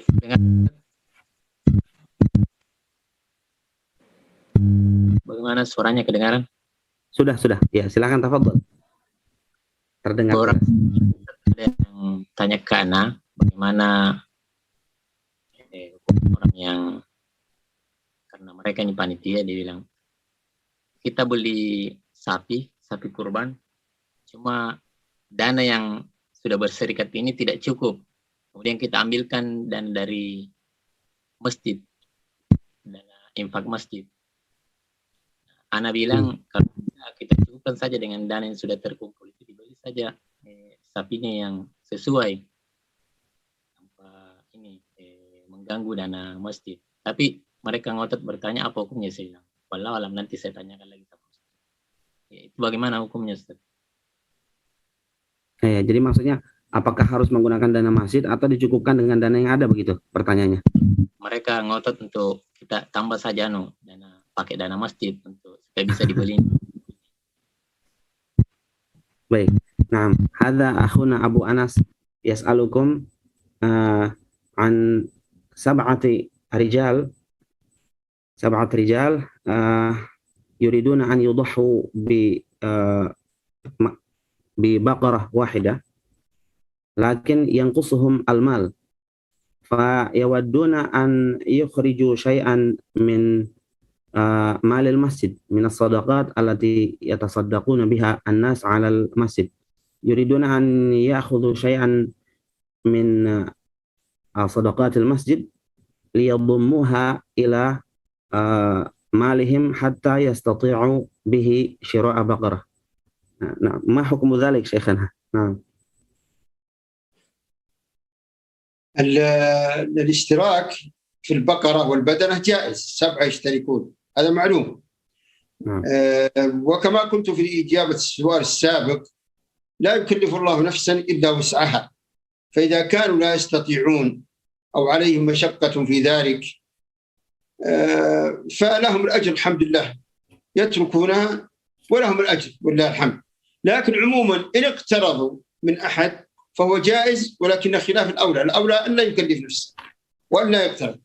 لكن تبقى مسألة الأخذ من الصدقات، أنا في نفسي توقف منها، لأن هذه الصدقات إنما دفعت لفقراء مساكين ما يجدون أكل يومهم، وأنت لست فقير لكنك لا تستطيع ثمن أضحية فقط.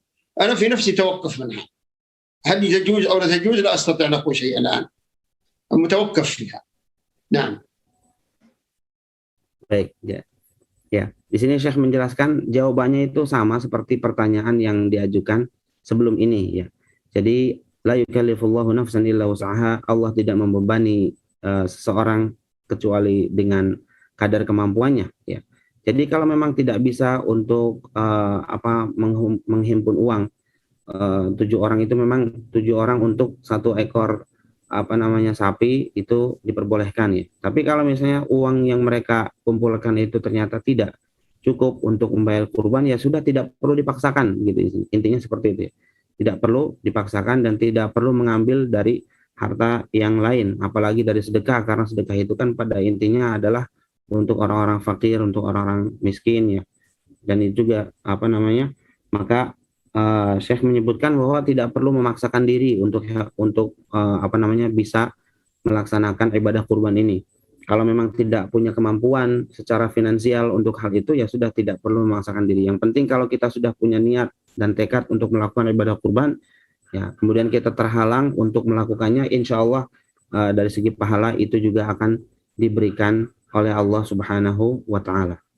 Adapun mengenai sedekah tadi, mengambil dari sedekah tadi itu, Syekh bilang tawakuf, katanya beliau tidak mengatakan apa itu boleh atau tidak, yang penting bagusnya ya ditinggalkan begitu. نعم شيخنا. أقول فيها توضيح بالنسبة للإخوة الذين يريدون يشتركون، أقول لهم يعني كان يستطيع أن يقترض الآن المبلغ الناقص، وهو يعرف أنه يقدر أن يسدده خلال مثلا 15 يوم، خلال شهر شهرين، يعرف أنه سيأتيه مال مرتب شهري أو غير ذلك وسيسدد، فهذا لا بأس عليه، لا بأس عليه. لكن إذا كان يعرف لا ليس عنده مصدر مطلقا وسيكلف نفسه ما لا تطيق، فهذا الأولى له ألا يقترض في هذه الحالة. نعم. Nah, jadi kemudian Syekh juga bilang di sini, kalau misalnya bisa untuk meminjam ya dana dari orang lain, itu dipersilahkan. Ya, tidak masalah gitu ya. Kita itu berkurban dengan dana yang merupakan hasil pinjaman dari orang lain, itu tidak dipermasalahkan. Akan tetapi orang yang meminjam tersebut harus mengetahui bahwa memang dia itu punya kemampuan untuk membayar hutang tersebut. Misalnya memang dia itu punya gaji bulanan, yang dengan gaji tersebut dia bisa menunaikan hutang tersebut. Jadi kalau seperti itu diperbolehkan dia itu berhutang untuk menggenapkan uang yang kurang tadi. Tapi kalau misalnya orang tersebut memandang bahwa dirinya itu kayaknya saya berhutang tapi tidak bisa melunasi hutang tersebut, ya maka dalam hal ini ya tidak perlu memaksakan diri. Kalau tidak bisa ya sudah tidak bisa, ya jangan memaksakan diri. Nah. وتوضيح آخر يا شيخ. نعم. بالنسبة للأغنياء القادرين، الأضحية سنة مؤكدة وأجرها عظيم، ولذلك الله سبحانه وتعالى قال لن ينال الله لحومها ولا دماؤها ولكن يناله التقوى منكم. فالقضية ليست قضية مجرد ذبح ودماء، لا، القضية قضية تقوى، فهي شعيرة عظيمة من شعائر الإسلام، والله عز وجل قال ومن يعظم شعائر الله فإنها من تقوى القلوب، لن ينال الله لحومها ولا دماؤها ولكن يناله التقوى منكم. فلذلك ينبغي الإنسان القادر أن يختار أفضلها وأطيبها وأغلاها ثمنا إذا كان قادرا على ذلك. هذا هو الأفضل والأطيب. نعم، يعني ينبغي أن تعظم الشعيرة، أن تعظم الشعيرة. نعم. Baik, kemudian ada tambahan di sini dari Syekh, nasihat untuk orang-orang yang kaya, ya. Hendaknya mereka mengetahui bahwa yang namanya ibadah kurban itu adalah sunnah muakkadah, sunnah yang betul-betul ditekankan, sunnah yang betul-betul dipertegas oleh Rasulullah SAW. Allah Subhanahu Wa Taala juga menyatakan, "La yanalallaha luhumuha wala dima'uha, walakin yanaluhu taqwa minkum." Jadi keridhaan Allah itu tidaklah dicapai dengan daging-daging kurban dan tidak pula dengan darah-darah yang dikurbankan, darah-darah dari hewan kurban itu. Akan tetapi keridhaan Allah itu dicapai oleh ketakwaan yang ada pada hati kalian, ya. Jadi bukan masalah sembelihannya, bukan masalah proses dagingnya, darahnya dan lain sebagainya. Bukan itu yang menjadi permasalahan inti. Yang jadi permasalahan inti adalah ketakwaan kita, ya, kepada Allah Subhanahu Wa Taala, rasa takut kita kepada Allah Subhanahu Wa Taala, sehingga kita melaksanakan perintah-perintahnya dan menjauhi larangannya, ya.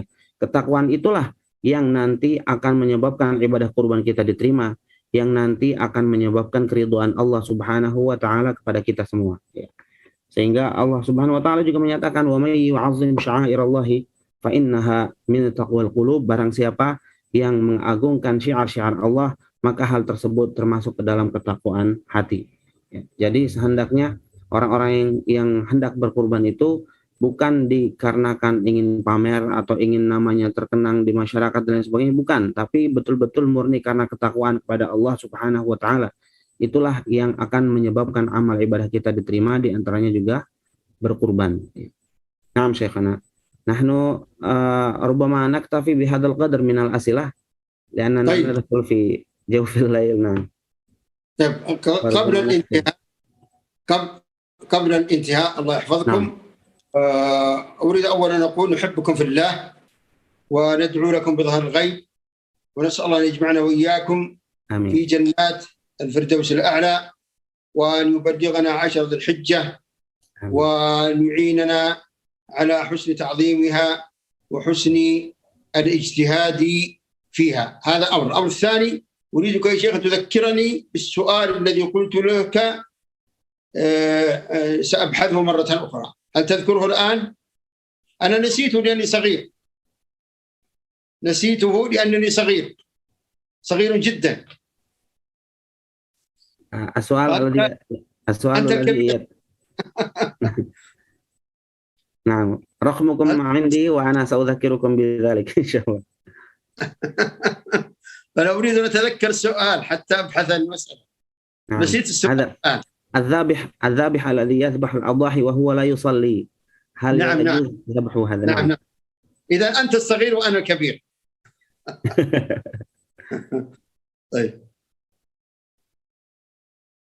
طيب يا شيخ، إذا نكتفي بهذا ونسأل الله التوفيق والسداد، والله يحفظكم، والسلام عليكم ورحمة الله وبركاته.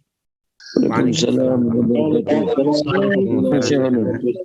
Terima kasih semua kepada kawan-kawan yang datang di kajian ini. Semoga kita bisa berjumpa kembali pada pertemuan yang akan datang. Amin. Allah. Jazakum ala khair Syekhana. Barakallahu fikum wa ahsanallahu ilaikum. Wa ja'ala ma qaddamtumuhu lana fi mawazin hasanatikum. Assalamualaikum warahmatullahi wabarakatuh. Waalaikumsalam wabarakatuh. Waalaikumsalam warahmatullahi wabarakatuh. Astaghfirullah wa atubu ilaik. Jazakumullah ya Syekhana. Assalamualaikum warahmatullahi wabarakatuh. جزاكم الله خير جميعا. الله يحفظكم جميعا. استودعكم الله.